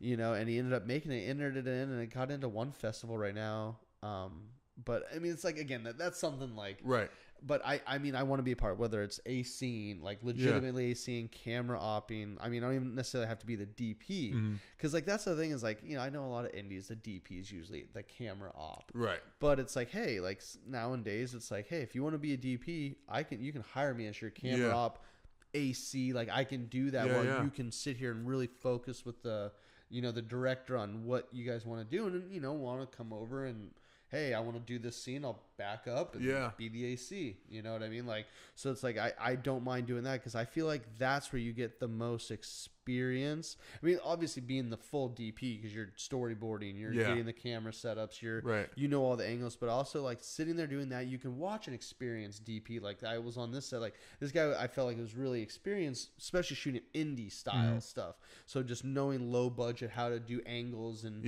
so I just by just watching him and just listening, and like, you know, we had big, like just like he had such simple gear that he pulled out of a little sedan, you know, and we just set up this massive, you know, like silk that went over this car. He did this really quick, like just a black tarp, like just did all this stuff where you're like looking at it, you're like, what is he doing? And all of a sudden you look at the camera screen, you're like, wow, that came out great. You know, and you're like, shit, I just learned something today. You know, I just learned how to build this rig, you know, this like, which I've seen on like, you know, grip rigs on the page, you know, I'm like, oh, I've seen one of those set up, and I got to set one up, you know? So that's why I think is like kind of not being the head guy and having all the weight, being able to kind of sit back and just watch and still be hands-on, I learned the most. And I think that's important, like to be like hands-on and like learn, because that's how I learn too. If I'm not touching it or like watching someone like like shoulder to shoulder, like you can sit here and tell me everything about it, I can go home and I won't remember. One year, I might pick up on some stuff that like caught, but it's like, I gotta do it. I gotta do it. You gotta show me, do it, and then show me and tell me, and then hand it to me and let me do it right there and say you did it right or wrong, because like, I'm 100% the same way. And so that's what, like, that's a huge goal for me, to do that. And then obviously still work on the show. Like, I mean, I'd love to keep, like, that's what sucks. Like, I love the show I'm on, because now I'm like cool with a lot of the people, and it's like I said, what I get paid is what the average PA in LA. So it's not like, you know, PAs get extravagant money. There's basically a window. It's pretty much minimum wage. It's basically, there's a small window, and if you get a little bit more, it's because you've been a PA a long time on that show, and you probably got a raise.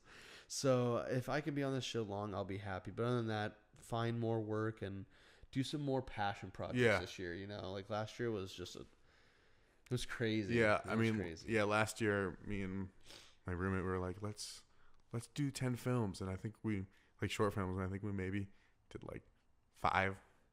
You know, 5 more than I did a commercial, but it's 5 more than I did. Right.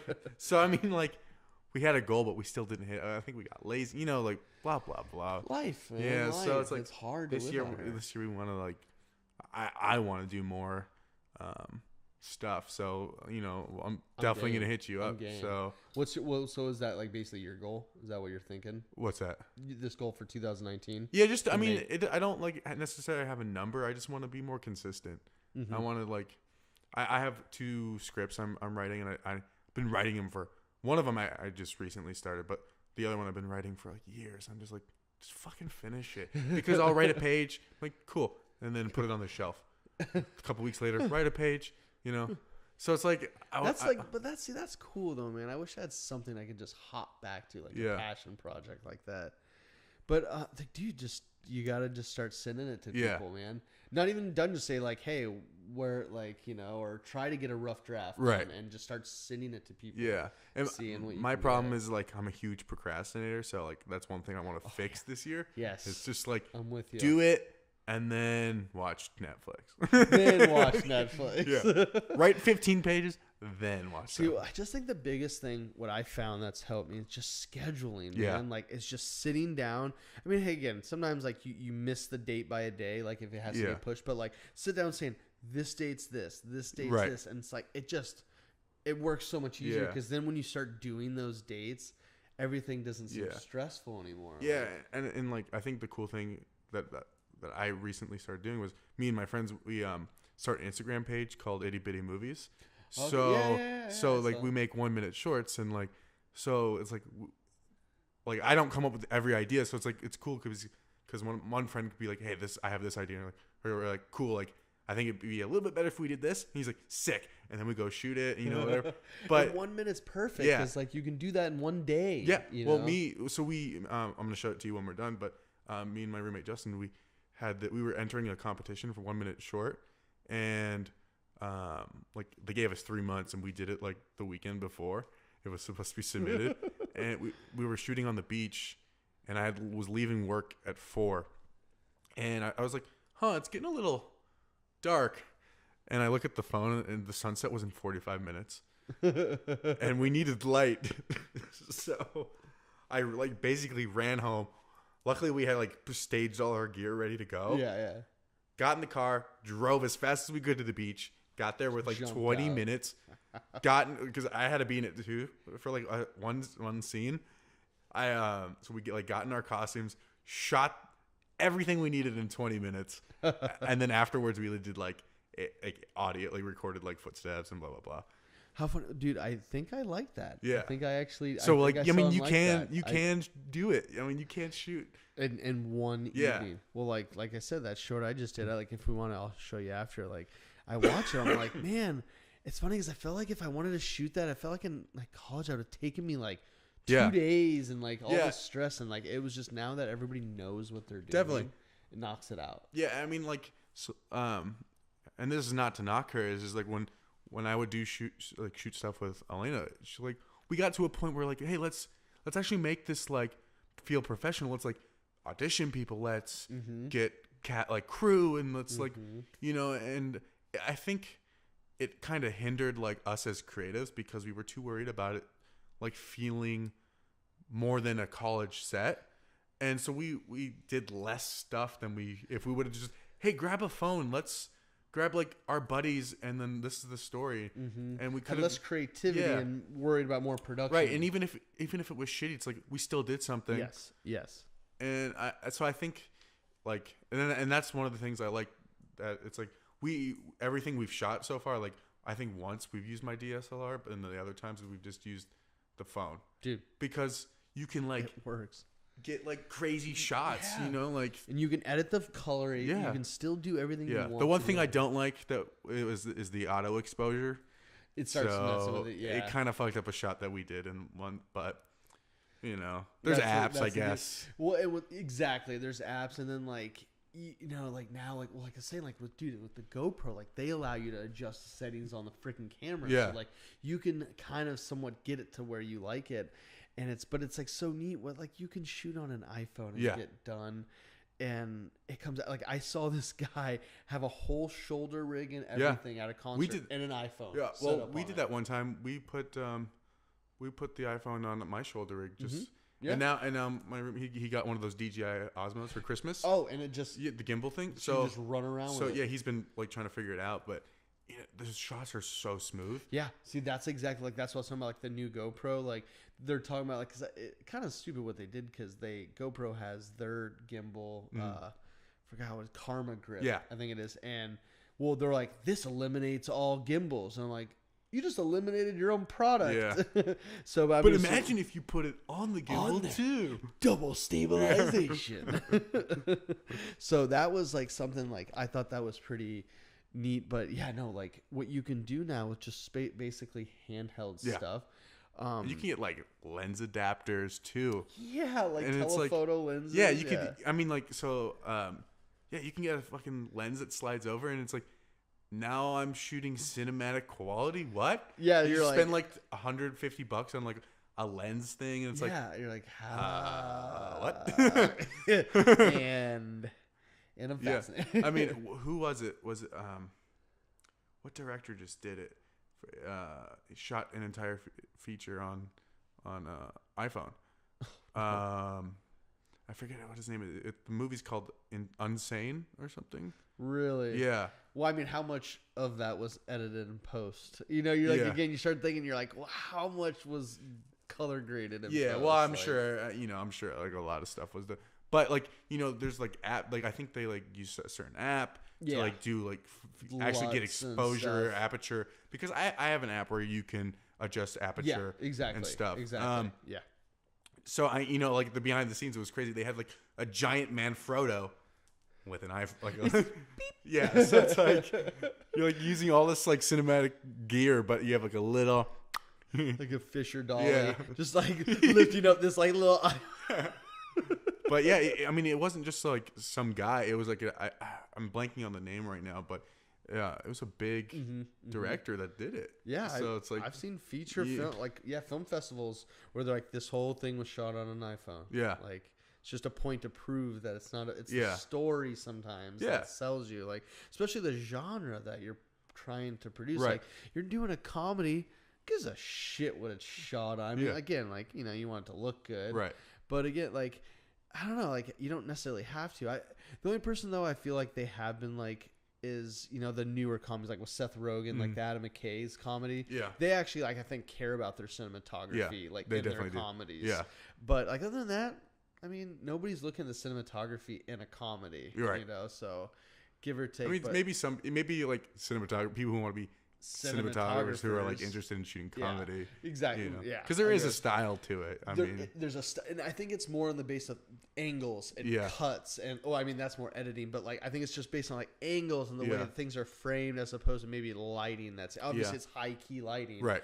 But it's I think it's a lot more based on like how you're framing people up, and stuff like that. And again, it's writing, right? Yeah. But no, dude, I'm so sorry. I would love to do more. Awesome, yeah. I mean, we like the thing we like is the thing I love too is just like working with different people. Like I've made so many friends that are like wanting to write, wanting to shoot and stuff like that. So it's like, yeah, like come on, let's like if you have ideas too, let's shoot them. It's like well now, especially like with the way this career works, like you always just have the most random days off, like you never, so it's like I mean I'm used to always being like, hey, Monday through Friday I'm busy, right? Like all day like working or school or something. Now it's like, oh yeah, hey, I got Friday, Saturday off, I'm shooting Sunday, but then it's like, yeah, we can shoot like Wednesday that following, you know what I mean, like you can actually make it happen. I have a friend, like we're doing a table read on Saturday for the feature, and one of the guys that's coming, he's like, yeah, I can make the table read, and then I gotta quickly go to a shoot, and then we're gonna get drinks after. It's like yeah, dude, and it's awesome that like I love that sense. It's like, hey, we'll do this, do that. It's just like it's such a fast-paced living. And it's exciting because like there's always something to do. It's electric. Yeah, it seriously is. It's like it's constantly just going. I love it. It's like you can get yourself out of it. Like you can really just kind of be like, what's going on, like kind of take yourself away. But if you really want to throw yourself into doing stuff, just pull out Facebook, like events, and there's literally so much going on. There's always, I mean, especially here, there's always something. Someone needs someone. Something. Like I had such a fun time. I think I told you about there was a silent disco at like the end of the pier in Santa Monica. Oh yeah, yeah, like at the very end. Like you walked all the way down to the pier. I think you did mention this. Yeah, and I was just like, dude, I'm like, and my buddy's like, yeah, I just saw it like on like Facebook events. Huh. And he's like, yeah, I started following the page, so now they show me like all the different ones, and I'm like, oh, I've seen I have seen that. Yeah, like you go and you wear like headphones. And it's just like, dude, it was the neatest thing because like I saw it once before, and I just thought it was maybe something that this bar was doing. Yeah. But it was like this bar that we went to was really cool, and all these people were in this room just dancing away into silence. Yeah, and it was. I saw it. I was with my friend and we were on the beach, and all of a sudden there's like all these people are like dancing with headphones, and I look at it, I'm like, what the. We're both just like, what the fuck is happening? Like, I don't hear anything. Are we missing something? Yeah, we're like, what the fuck is going on? And yeah, dude, it was just like, yeah, it's a silent disco, man. Like, put on the headphones and you listen to whatever the. Yeah, it was I just crazy. think it's just so weird. Because like the whole time I was like, hey, yeah, like so yeah, it's like fucking stupid things. Like I just want to talk to you. That's hilarious. Like, can I listen to the music and talk? Like. No, but that was something cool. But like I've been trying to find more. I'm trying to find things to actually shoot. That's the other thing. Is like, I mean, if you're not making an indie with your friends, what do you shoot? Yeah, like that's my problem. I've been thinking about it recently because my cousin gave me my grandfather's old Nikon that shoots film. Mm-hmm. Not like it's not a video, but it's just a picture camera. And and I was like, oh, this is really cool. And like I don't know. I have never done photography, so I'm like just shooting shit. But I like bought like a bunch of rolls of film on Amazon, and I'm like I kind of want to get into it just to not to become a photographer, but to like practice like framing up stuff and like trying to find a story in like an image. And I'm not like I don't want to be. I'm not a camera guy. I don't want to like work in camera. But as like a director, I just want to like figure out like how to frame, like how to tell a story. Yeah, telling and especially a story with one. images. Yeah, and so I've been thinking about recently, like maybe I should just like start trying to like do some photography stuff but like go around and like travel, like go like different areas and just That's the only way. That's all. Like I think I'm like I gotta just start, like, especially in LA. There's so much culture. You can actually start finding some cool shit to take pictures of. But I don't know if I told you this. I got inherited same thing. I got an old Minolta SRT, and it's same thing, 35 millimeter film. Like, and the way I got it, like this guy gave it to me. His I think it was his father-in-law passed away, and they cleaned out his house, and he had this all in this like leather case. He just gave it. He's like, "Hey, I know you like cameras." And like, I didn't want to sell it. Yeah, in my closet, I got like a leather case with lenses and yeah, dude. It had like lenses. Fucking and what are they called? ND filters and stuff. Yeah, it was crazy. And I'm like looking at this, and I start looking. It has like the manuals from when he bought it. Way. It has a card from when he took it to this like photo repair place. In like the 60s. Yeah. This camera is from like I started I'm like, you could just tell how old the paper it's all like yellow and shit. And it's so old, and it had these lenses, and you're just like looking, you're like, how interesting. You're like, this was the original SLR. Yeah. Because now we shoot with DSLRs. Right. This isn't like they written, because I started researching, I'm like, what is this? And they're like, this is like the Minoltas at least, but this was the first generation of SLRs. And I'm like, just being able to adjust all the different like ice. So, and just like there's these little tricks, and like same thing. Like I kind of sparked this new love for cinematography for me, because like we're always to look at this LCD screen, right? Like, okay, that's what my image is. Yes, now you gotta like fucking look and you're like, what is this picture? Is it even exposed? Right. Like, and you gotta wait till you go get it developed. Yep. And now like learning about like exposures, like, and what the actual meaning of like ISO. Yeah. What that all like kind of rooted down to is just the light, like the amount of light that's exposed actually onto the film itself. Like, I mean, anything, it's all like light exposures. Right. But it's interesting because like, say you're shooting outdoors and something like fast, you're going to get a like, per se a faster ISO. Yeah. Because just the way, because like basically like, or when you're shooting like something that's a fast image that you don't have a lot of time to expose, you shoot a faster ISO. Or like you're shooting inside with low light, you shoot a faster ISO.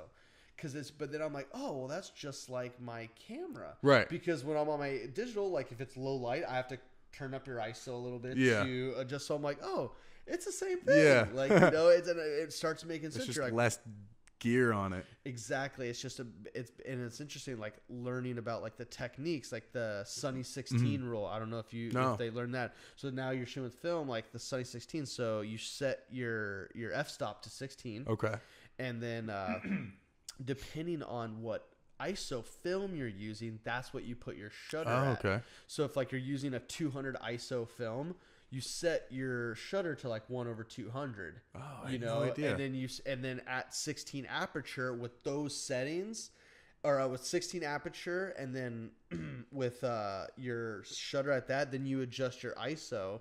Like, and then not your just you can adjust them on there, but then you take the picture and it'll expose them. Like I kind of like awesome. I didn't really know. I kind of just took that, went out to the beach, and again just snapped photos, and I took them, and they're all exposed. That's awesome. Yeah, cool. It's kind of a cool. So they call it the Sunny 16 rule.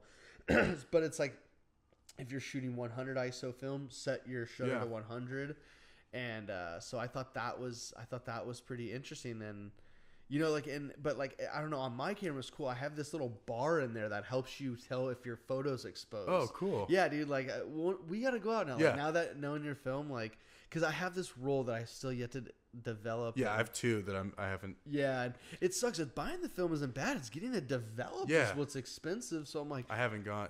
I had a friend that he just now quit. He used to work at a place that they develop film. He's always like, come on, come get your stuff. And I'm like, hey, man, you still work there? He's like, no, not anymore. I'm like, fuck. But I mean, you can. No, never mind. I was thinking about something different. I was gonna say you can develop it on your own, but I'm like, wait, I was thinking about something different. Yeah, but I don't want to get into that. No, well, and it's like, my whole thing is that like I thought about that, like, because like somebody's like, well, you should just develop it. I'm like, I thought about that, but I'm like, one, I'm not trying to create a red room, or like a dark room, and two, I'm like, I'm honestly like, don't have no idea. Like, I would have to have somebody show me, or like really, like, I'd fuck it up. Yeah, like, and it's like, because my whole thing is like, how do you go from your negative to something that's what I don't understand. How do you go from like this negative that's black and white to like to any other size, like anything. It's a process. I'm sure it's a big process. Yeah, exactly. And then you have to buy all the chemicals and shit. My cousin, she her and her fiance, they love to shoot on film. I'm pretty sure that's all they use.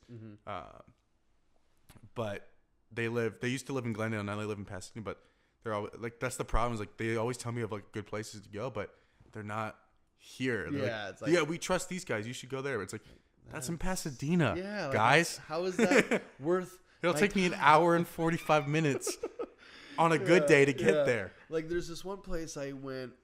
It's like Jerry's like photo something. It's actually not too far from here. Now I know it. It's called Barry Flash Photography, and why I remember it because I'm thinking of Barry Flash, Barry Allen from The Flash. Because it's a good way to remember it. Yeah, because like when I kept pulling it up, I would type in Barry Flash Photography, and it would pull up Barry Allen. It would say Barry Flash, and I'm like, I get it, but that's Barry Allen, the Flash. But they were cool because like if you buy the roll from them and just have a receipt that shows it, it's like I think they develop, or like the develop fee is free. Oh, cool. And then they just, it's like, they just charge you per, how many pictures you take per each image, so it's like, that's how it usually does. It's like, that developing fee, and then every picture costs like 30 cents or whatever, depending on what you're printing. Do you remember when Costco used to do it? You could just walk. I would go with my dad every weekend. Yeah. You're like, we're gonna get the pictures developed, and it would be in that back corner. Yeah, dude, some random dude, just like, it'll be ready in an hour. Just come back. It's so true. No, and like, and I remember going there, and I remember the first time, and it was like $20-something, and I'm like, oh, that's nothing. Yeah, I mean, like, I got them printed out. Like, I had so many photos, and I just did them on small mat, like, and I was like, it was like $20-something, and I'm like, all right, that's cool, but I'm like, fuck, dude, every time I want to do this, like, it's gonna be 20. Well, like, I'm like, so my cousin does. She gets her film developed, and then she has a scanner and like a special insert where you put the strip of film, and then she just scans them into the computer, and then she'll edit Photoshop them so that it's not in like a strip anymore, and then she'll edit the photo. Exactly. So like she does, and I've seen on Amazon, like, once you get your film developed, you can run it through like this. It's like a cylinder, and you put it through this side. It goes zzz, out that one, and then it scans the film in. Dude, I might get that. So I mean, and I think it's like $80, But like, if you go and get 4 rolls developed, that's $80. It'll add up. Like, you can do that one weekend, right? Like, if you actually go out and like on an event, you can go through 4 films. So I mean, like, if you're just getting it developed and then scanning at home, you're like, I'd rather do that. Well, see, that's what I didn't realize that, because like, I know I've got in there, and they're like, that's okay. How do you want to develop? Do you want the negatives? And I always said, I might as well give me the negatives just in case I want to do something else one day with them. Because what I told him was like, I was talking to the guy. I'm like, dude, I'm new to this. I have no clue if these are good. So I'm like, I really don't want to pay for these if they're all just shit. Yeah. Because unfortunately, that's just part of film, like, you got to just print. He's like, but he says, like, keep the negatives. So like, it's like, print them out and just cheap little fucking small ones, make it cheap, keep the negatives. So say if there is a photo, you're like, hey, I like this, you come hand us the negative, then we can blow it up into something bigger for you. Yeah. So just always hold on to your negatives. But I think I can just go and say, hey, I just want the negatives, and they'll probably just develop the negative, hand me the roll of negatives, and then like, because that's what my cousin does. She doesn't come Like I don't think she comes back develops the negatives. Yeah, right? I don't think she comes back with like a stack of photos. and the old school, just like in the just envelope. pack, with the, just don't touch them. Huh? Yeah, you know, your mom always yelling at you, "You're gonna get them dirty." Yeah, Don't touch them with your fingers. So on the sides. On the sides. Just put them on the table. Yeah. I don't know. Yeah. So I think that that's actually a good idea. I didn't know. That's like you said.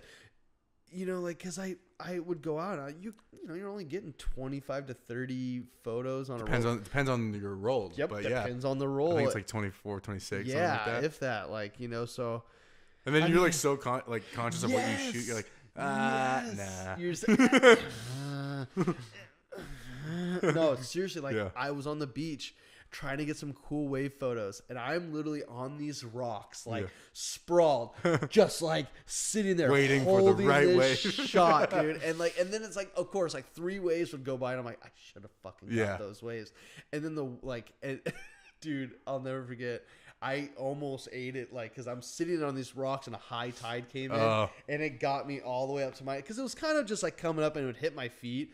And dude, something came and it like, because I just remember hearing it. Like, I'm like seeing the wave and I'm like, I'm getting this photo and I'm like, dude, this is going to hit me. And I took it and I just kind of and it just drenched me from the waist down. And I almost slipped and I just held my camera up in the air. That's so scary. And I was just laughing. Like, I was laughing because I'm like, I knew like I had it, but it was kind of one of those, I'm like, dude, that could have been bad.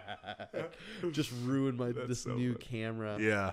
But yeah, it's super cool. So I'm like, dude, we definitely just got to go and start just bring some rolls. Yeah, and just start. Let's do it. Because I definitely want to do more of it, just for fun. You know, I don't know what I'm doing. So what would you want to do, black and white or color? The only rolls I bought so far are color. So see, at first I was like, then I'm like, well, I kind of like that grit and the grain. The next ones I'm gonna buy are black and white just to try it. Mm-hmm. And see, that's because it's like a whole different exposure. You have to exactly. Yeah. And you got to think about like the contrast of what you're shooting now, because you're like, I only got black and white, right? So I got to find higher contrast lighting. Yeah.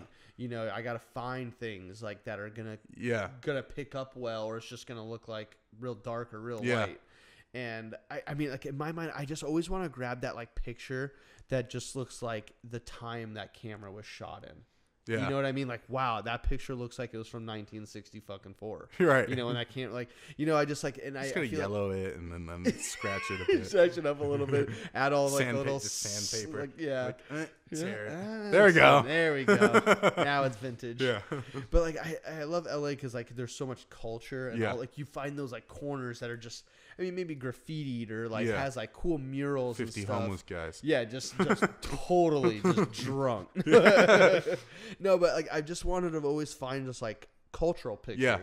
You know, like people. Like I've always been so fascinated. I started following this person. I think it's called like People of NYC or something like that. It's this guy. He's got like crap loads of followers. And he just like interviews people every day, and he posts their story. Like it'll just be the most random pictures. Like it'll be just somebody just I love that. Sitting here. Like it'll just be a picture of you sitting there, and it'll just be like just this quick snippet of maybe something that they probably sat there for hours and talked, and it'll just be something that they sum up their life. Yeah, that's cool. Exactly, just to sum up that probably whole conversation. That's awesome. And it's cool. Just every single person is something different. Like this last one I just read this morning was this girl. Like she was always inspired by music. And she like worked a regular job, and she literally just quit her job, and she went and started singing on like this one popular street, and like she went to her old music professor as like inspiration, and she was like, I used to do that when I was young. You're at a good age to go for it, and she does it now, and she's like at first I was so scared, and like she just talked about these people helped her, and she's like I started out my first day, I made $60 in one day, and she's like, now I make a lot more, I can provide for my daughter, and it's like. That's just this awesome. Weird story. You're like this totally normal person that just like literally just was like, yeah, I quit my job and I sing on the streets in New York and make money doing it. That's awesome. Yeah. And just like interesting and like sad stories, happy stories. So like I've kind of wanted to take on that leaf, maybe not like post it, but maybe just like go around and start talking to people and be like, do you mind if I take your picture and maybe talk to them for a little bit? And I mean, there's so many different things you could do. Like just like, I mean, imagine like I don't know about all of it. Like just like homeless people, like their stories, like how, like you never know how they got there. So especially in Hollywood. Yeah. There's probably a few freaking, stories that you're like, jeez, like, shit, man, yeah. like, yeah, I just blew all my money. Yeah, like, yeah, you can say like, yeah, I was a producer on this big show, and you're like, yeah, I heard of that show. Yeah, snorted all my money. Snorted all my money away, like, But yeah, just like, or go around just taking pictures. Just I love just really like abstract, like when people just take like a neat photo, maybe just like, I hype it like a trash can. Yeah, like like a cool, just like center frame it. But that's what I'm cool saying. Lighting. Like, that's what I want to like also do is just like, cause like there's like a story you could make a story with that. Yep. You know, you could frame up a leaf on a tree and you're like, oh wow, Yeah. No, there's this guy I follow. I don't know how I found him, but it's this dude. He has like one of those cool like.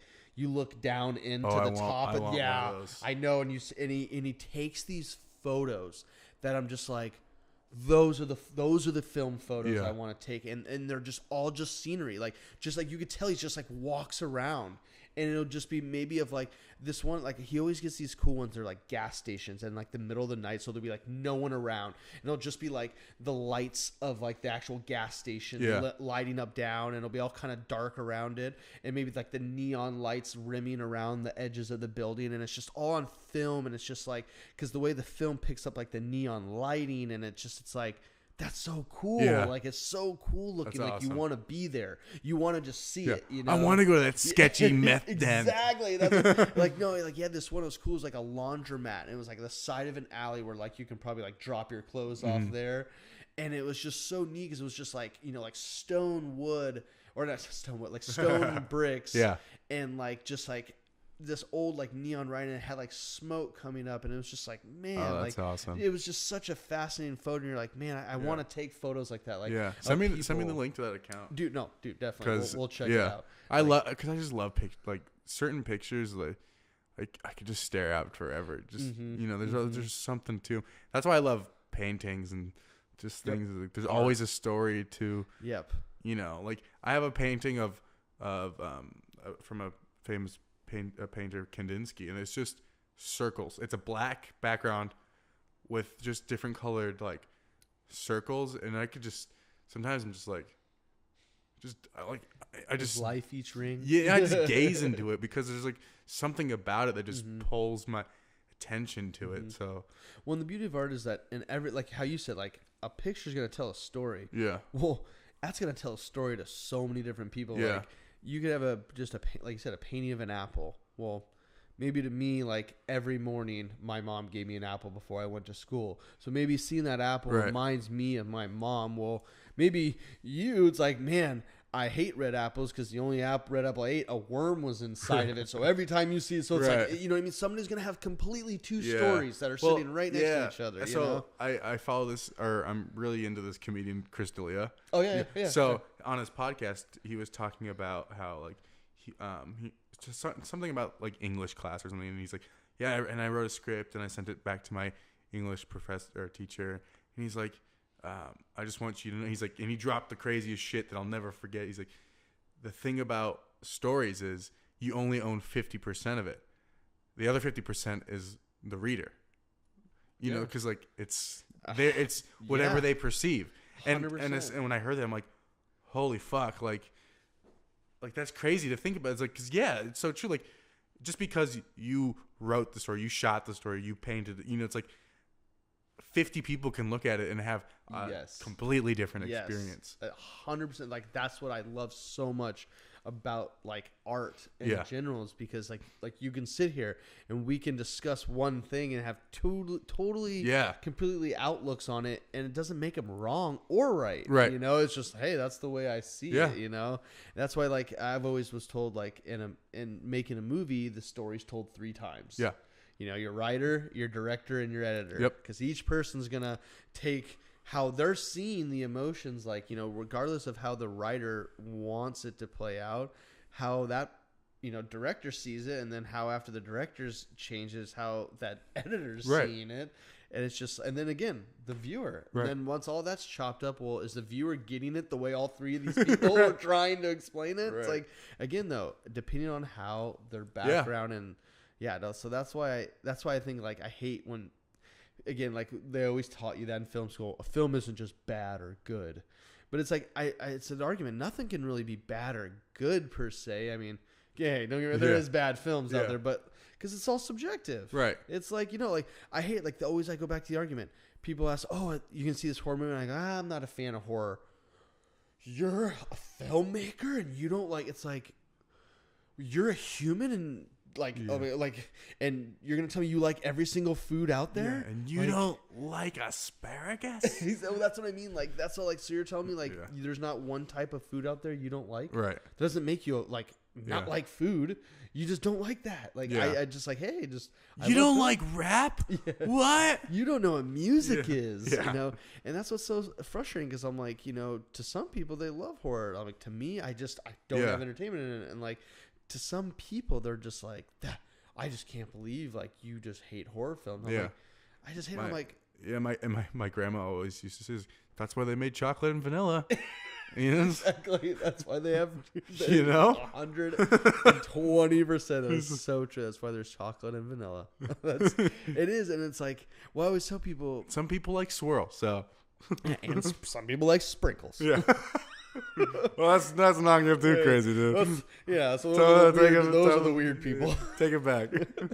It's like it's all subjective. That's why it's so beautiful because everybody's gonna take this in such a different light, and that's like, I think that's like the biggest challenge of it all too. Is you're always worried that like is my image that the way I want it to come out, and then it's like at the end of the day, where people are gonna even see it that way. Yeah, but I think like the thing I've started to learn or recognize or whatever you want to say is that like it shouldn't whatever you're creating, painting, whatever, you shouldn't be worried about like what the person you're gonna show it to thinks, because like who cares? Mm-hmm. But I mean like. It's hard to say that because you're like, you do care.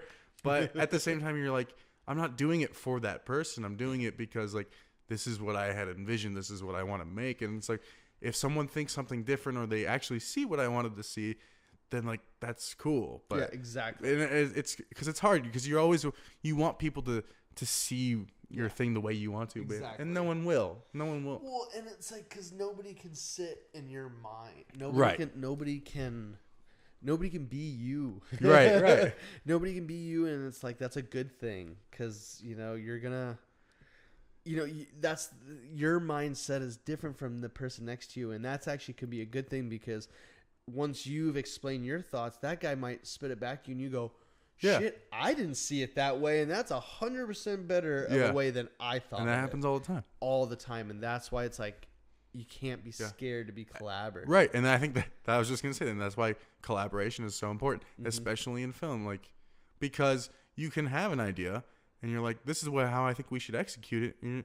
And your DP might be like, dude, that's awesome. But I think it might be a little bit better if we do it this and this one. And you're like, Didn't even think about it like that. Who would have known? It's like, you're like, that can work? Yeah. You're like, yeah, I've done it. Yeah. And you're like, oh shit, okay, let's do it. Exactly. So it's like, you just got to be like you're open. You got to be open to like open. Yeah, 100%. And I think like that's something I've learned. As an artist, you're like, it's my thought, it's my work. I don't want it to be sullied. But and you're like, and you're like, well, the people that you have around you want to help you because they believe in you. So like, if they're here. Then like maybe trust them a little bit to help, because they don't want to make a shit thing either. Well, and you should surround yourself with people that are better than you. And I mean, to an extent too. I mean, like, but like ideas, you should be surrounding yourself with people that like if they suggest something, be like, I trust you more than my judgment. Well, my mom says, I forget where she heard it, but she said always if you're in a group of 5 people and you're the 6th person, make sure those 5 people are way ahead of where you want to be, because if you're the one that's ahead, you're not learning anything. No.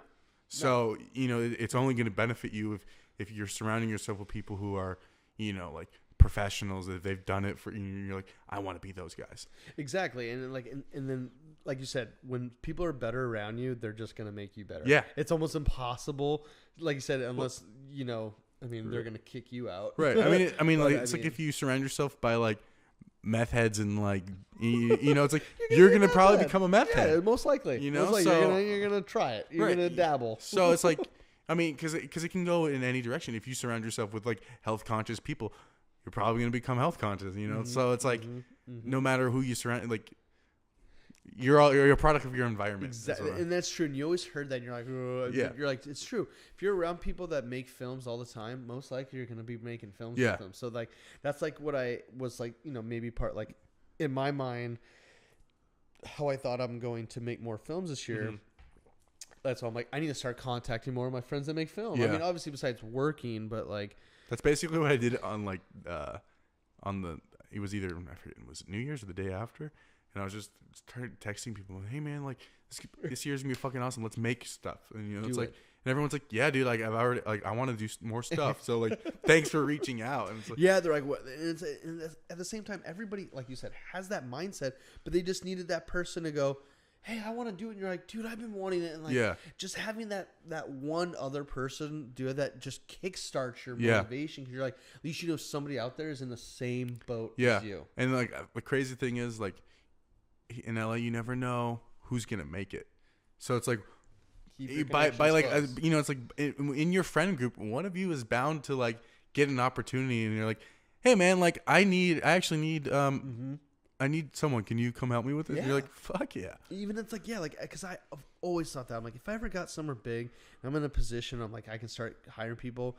I'm going to call my friends, even say, hey, dude, I know this isn't like, you're not going to be my right-hand man. Yeah. But I can get you on the show. Like, would you want it? Say no if it's like, because it's like one of those things. If I can get somebody to be above me, I got the EP job. Like, I know you EP other smaller shows, but I can get you on a big show. Like, I'm just a camera op. Right. It's because I'm so like down for that. Because my idea is, like you said, you never know, like, on your way to the top, you don't want to make any, like, you want to make as many friends and shit as possible, because when you're falling down, you're going to be bumping into all these motherfuckers on the way down. So that's why you don't want to be like a dick to anyone. Exactly. Like, that's the problem. I think a lot of people, like, once they like, they like climb the next ladder and they're like, see ya fuckers. And then it's like, they're like, when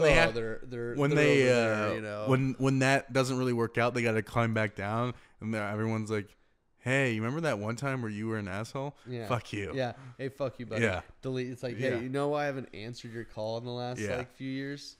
No, and it's seriously that, because, and then even like not even necessarily being an asshole, it's just working with them more, because it would suck, you work with a guy a couple of times, well then, you lose connection with them, you don't talk to them for a while. Well, hey, they, next thing you know, you hit them up and you go, hey, how's things going? Oh, I've been working on this show. Hey, dude, you should come on. It's like, fuck, I'd love to. I should have been talking to you years ago. Maybe I would have been able to get on the, Yeah. Those are weird situations, but it's kind of like you said, you never know who's going to make it. Yeah. And I mean, it sounds so superficial, like, oh, I'm only friends with you just in case if you make it.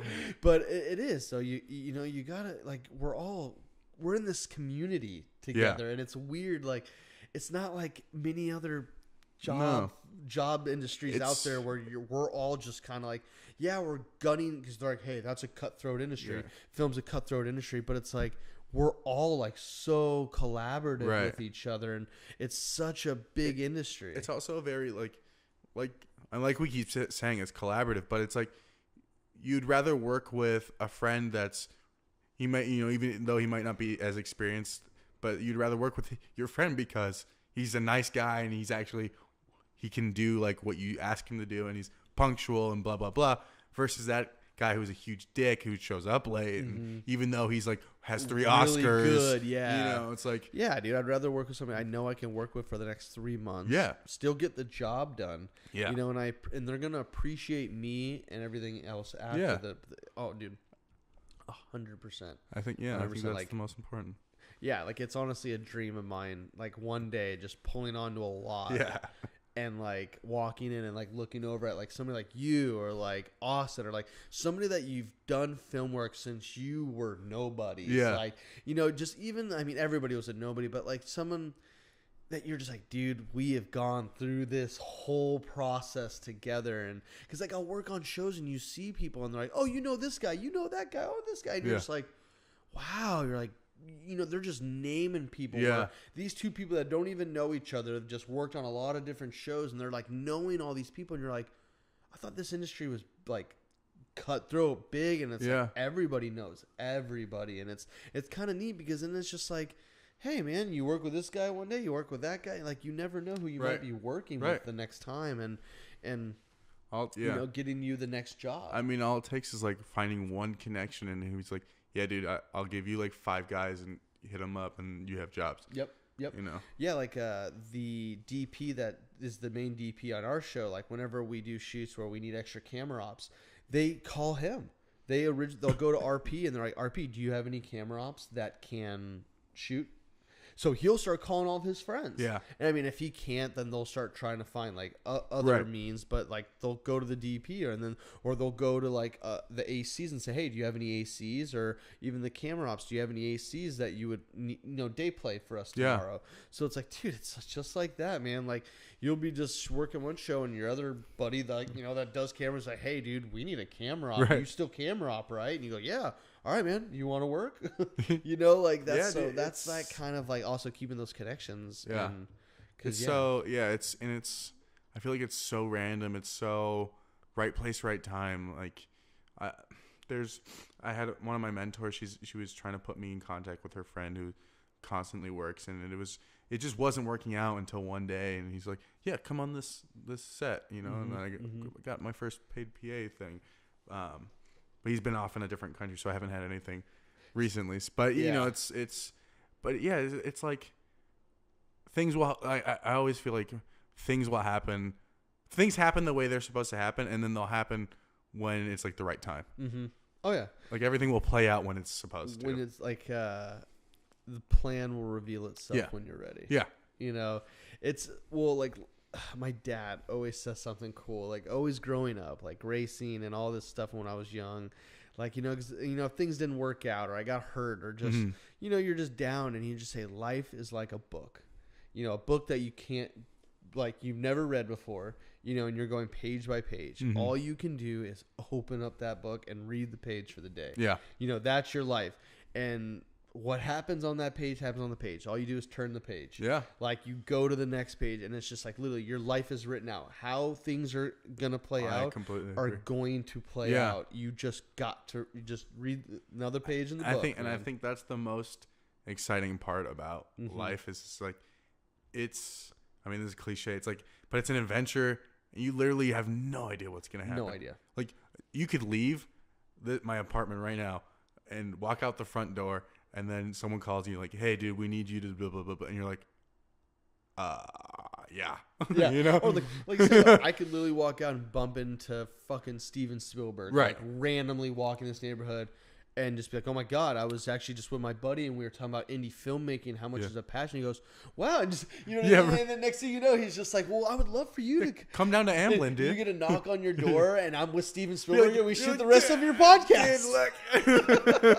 No, and it's like, that's what, cause like I read like in his class we took together, like about how like, dude, just like how he got his start. It's just such a cool, like, animated like story. You're like, that couldn't happen. Yeah. And it actually snuck onto the Universal. Yeah, it just hid in the bathroom and just like became friends with like a librarian. No, he came with the editor. He like snuck into an editing room. Yeah, and like the dude just like and then he started sweeping the floors in there. I would have done anything. Yeah. I said, you want back massages? Yeah. Sweet, like yeah. I would have done such a neat experience. Yeah. So I think that's like, oh, dude, life is so exciting because it's like you never know. Exactly, you never know, but like, because I mean, you start thinking, you're like, well, I mean, life might have had predicted me I go this way. Well, what if I go this way? And I'm like, well, that's what life had for you. That's what's supposed to happen. Yeah, they knew you were gonna do that. Don't try to fool it. Like, you can't fight it. You know? You can't. Destiny is destiny, man. Yeah. No, and completely agree. It's scary but beautiful. Yeah. It's scary. Like it's frightening to not know like if you'll ever get to where you want to go or if, like when it'll happen, but it's like at the same time it's like I'd much rather not be able to look and like it's awesome that you can't see the future because I'd rather not know. Exactly. I'd rather just like let it happen organically. It's like knowing when you're gonna die. Yeah. Like, why would you want to know when things are gonna happen or when it's gonna end? Yeah. Even though when it's gonna like start, like you don't want to know that because you're just like, well, that's when it starts. What happens before that? Or what happens after? Yeah. You know? I mean, like imagine like if you knew you could probably fuck it up, and it's like the butterfly effect, dude. 100%. You fuck it up and you're like, wait, why didn't that happen? Why didn't that happen? I thought I did everything right. It's like, well, you don't know what you were supposed to do right because you've thought everything differently. Yeah. You know? Oh man, that would be a crazy movie. But now we're really. Now it's like we want to go in my. But what if that was part of the plan the whole time?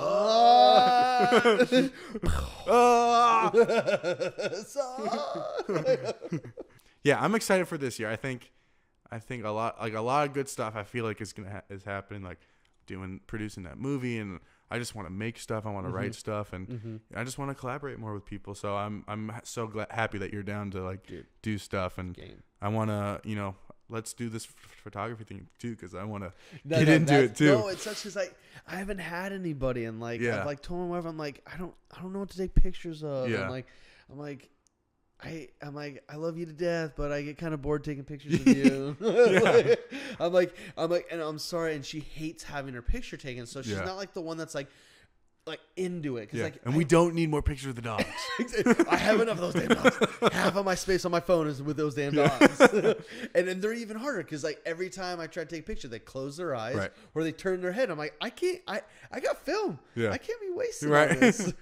But no, I was joking. Like, so I that's why I started going to the beach a lot, and I was like trying to take pictures of the beach, and I just like I got a couple cool ones, but they just weren't coming out the way I wanted to. And I'm like, maybe because I was doing those in black and white, I'm like, man, maybe I got to do beach photos in like color. But then I started feeling like I think I did a roll in color, and I felt like they felt too just like generic photos. Now it wasn't like artsy. Right? They were just like, oh, these are your like. Taking photos with your family. But I think there's like, there's got to be like a trick to it. It's like finding that cinematic quality, like when you shoot, you're like, well, why does you're like, why does mine just look like a video and like that looks like a film? It's like, okay, well maybe is it how I'm framing it? Is it the lighting? It's like 100%. So it's like it's like the same thing with photography. I think. I mean, I don't fucking know, but framing. No, like because like when you brought it up earlier about with film, like you don't realize how important framing is. Yeah. Because like you'll sit there and then all of a sudden you're looking, you're like, well, fuck, that's like, I'm seeing it, but this isn't what I'm wanting. And before you just kind of snap it and you look and you're just like, okay, well, snap, okay, and you're like this, you're like. Like before you hit that button, you're like, I gotta make sure it's 100% right. it's so tricky. No, I found a new like when I started using that, it made I just a huge respect. Yeah, and like now I remember learning in film class when the dailies, how they would all sit in a room and watch dailies, and I'm like, how in God's green earth did they have that whole production going, all of that, and have no idea any of that shit was exposed? Like, well, that's the stress level. Yeah. Like, you think it's stressful to be a DP now. Imagine being a DP doing all this, having all this people, and not knowing your shit's exposed properly. And I wanted to shoot my Western on film, and Gansel was like, dude, he's like, please don't, because if your DP doesn't know how to expose it properly, you're going to waste so much money and time. And he's like, I had a student that did that, came back, it was all underexposed. He's like, he couldn't do anything with it. Yeah, it was just dark. It was just dark. So he's like, please, like, wait to do it at a different time. I'm like, okay.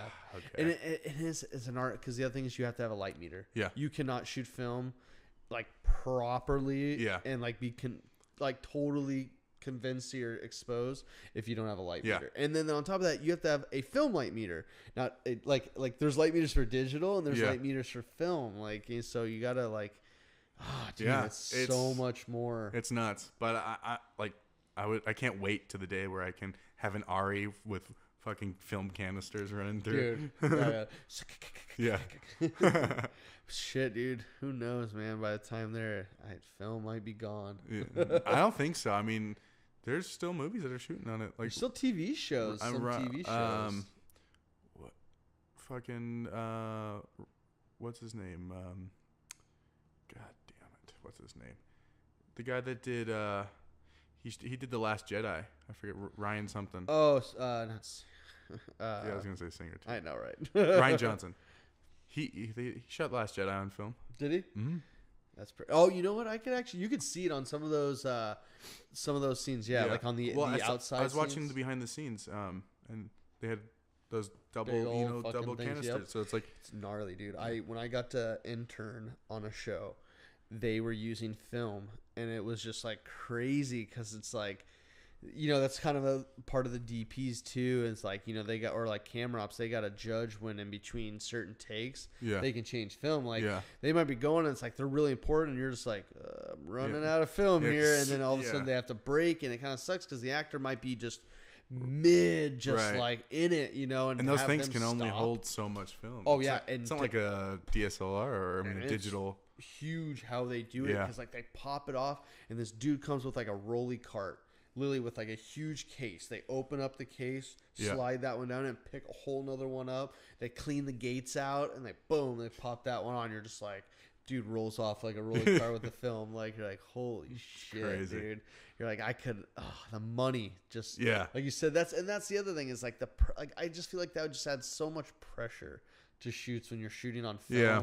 You're like everybody now. Like, I mean, the actors, hey, they don't give a fuck. Like, I mean, they're there. Like, but like, every single person on set. I feel like it eliminates the. It's like going back to what we were saying about taking pictures. It's like it eliminates like the thing where it's like, okay, well, we can just do take after take. Mm-hmm. It's like, well, I mean, yeah, we could, but we're gonna run out of film. We're gonna need more money. And it's like, so we better like. Get this shit right. It keeps everybody honest. That's what's good about it. Because like you said, 100%. That's the big argument why like so many directors think like film is important to the art because it makes people actually have to know their shit. Yeah. You actually have to know what stuff is like shooting on their film. Like you need to know what an ISO is, what a shutter, and what an f-stop, and what they do to affect like the shot. Yeah, like Robert Rodriguez when he did El Mariachi, he only had $5,000. And only a certain amount of film. So he's like, we couldn't fuck around. Like every shot we had to be what we used in the movie. Mm-hmm. So he's like, I couldn't just like say, okay, let's redo it. Yeah, he's like, all right, we're moving along. Yeah, he's like, if I had to do a second take, it killed us because I only had so much film. Wow. So he's like, everything had to be one and done, basically. Yeah, and it just shows you. Yeah, and it just shows you like the importance of like making sure everything is right and ready 100%. To go. So dude, it's so true with film. Like I said, shooting on film, I've just developed this whole new respect for the whole idea of it all. And I am scared shitless to ever even have to shoot on film. Like I would be so scared. Like, ugh. But I mean, I feel like it's still a norm. It's still people still do it. Like, yeah, especially these big guys like Tarantino. Mm-hmm. Yeah. Well, the aesthetic, like that grain you don't get in film. Like, I mean, you can put it in post, but it's not the same. Well, like I swear, I think NCIS is shot in film. I don't know, because like my wife is a huge NCIS person, is a huge NCIS fan, and she like we were watching this show, and she even said, she's like, why does because it was like a shooting an inside shot, and like you could tell where maybe a light or something was bouncing off a wall. It was just grainy. You can just see like the grain in it, and I'm like looking at it, I'm like, I think they shoot this in film because you can see where everything was overexposed. Either that or shitty cameras. Like I mean, because like you could tell they were well exposed, but you could see everything that was overexposed by like the light was grainy because of the ISO in the film. That's all like I can think of is like you're actually seeing the ISOs and the overexposed parts of the film, And so I just like, I don't know, like, but like certain shows, like you see and you're looking, you're like, man, I think that's film. Yeah. But I mean, again, it's a certain aesthetic that adds like how the way they shot Jobs, or with Steve Jobs, the one with Fassbender, that like the way the DP did it is like the first scene is shot in film. Then I believe the second scene is shot digitally, and then like the third scene is shot in like IMAX or something like that. Because it's like it was like a progression. It's supposed to tell the time. I like you that. know, That's like cool. yeah. So like all like the beginning when he first started, like you could just see the grain. Yeah. And shit, it was shot on all on film. Oh, cool. And then, yeah. So I didn't even know that. yeah. So it's like it's even now just an aesthetic that you can add to, you know, like if I was like the way I would use it. I mean, just thinking about aesthetic, like every time I would shoot a flashback, I would shoot my flashbacks on film. Yeah. Shoot everything else on digital. Yeah. Because it's like it's just. I mean, even metaphorically and physically, it's kind of a flashback, right? Like, right. You know, yeah. So I mean, that's personally like in my mind how I would aesthetically use it. I guess it depends on what you're trying to go for, like exactly. the vibe, or if a period piece. You know, it's I guess it depends on. Yeah, 100%. Like if I was shooting like like your westerns, like ideally I would want to shoot that on film because I want that grit. Yeah. You know, and or some people just like their movies on film, you know. Yeah. So who knows? Well, yeah, I think Wolf of Wall Street was on film, wasn't that? Yeah, I mean Scorsese he does film. He won't. Yeah, shoot so I was just like, visual. you can. I remember seeing that in that film, like you can just see it, even though it's a like that film is supposed to be modern, like complete current times. The 80s, but give or take. I mean, you look at it as like modern, you know, but it's like you just still felt that vintageness. Yeah, that it gave it that you weren't. It's modern, but it's not. It's older. This is another time we're talking about. Not like a made up time. You know. So yeah, dude, it's I'm so down, man. Yeah, dude. This year, I have high hopes for this year. So you got to tell me where you get your film from so I can go buy, because I was just buying like this like film that was expired, because I would go into this film. He's like, he's like, dude, to be honest, he's like, there's nothing wrong with expired film. I mean, he's like, if it's like really really old, he's like, but if it's been like kept in cool conditions, he's like, it's fine. Oh, cool. Yeah, he's like, it might add some cool color distortion. Yeah. That's cool. Yeah, I'll show you. I mean, I got it from Amazon. It's nowhere special, but see, I think that's the other reason too, is like what makes film look good, like is the type of film I think you're buying. Like if you buy shit film, like it's probably just gonna look like generic. Right.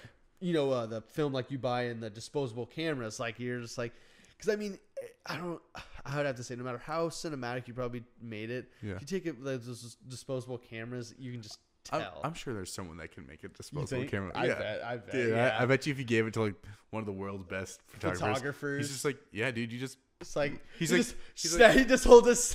Well, he's like, hey, can you just angle that light this way and that way, and then click, bounce, and he's like, what the fuck? No, I would like he puts like a filter, like he puts like a gel in front of the camera.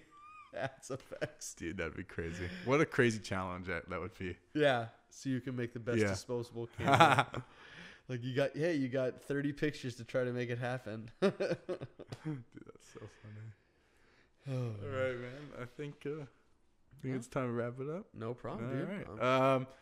Well, thanks, dude. Thanks for coming on. I really appreciate it.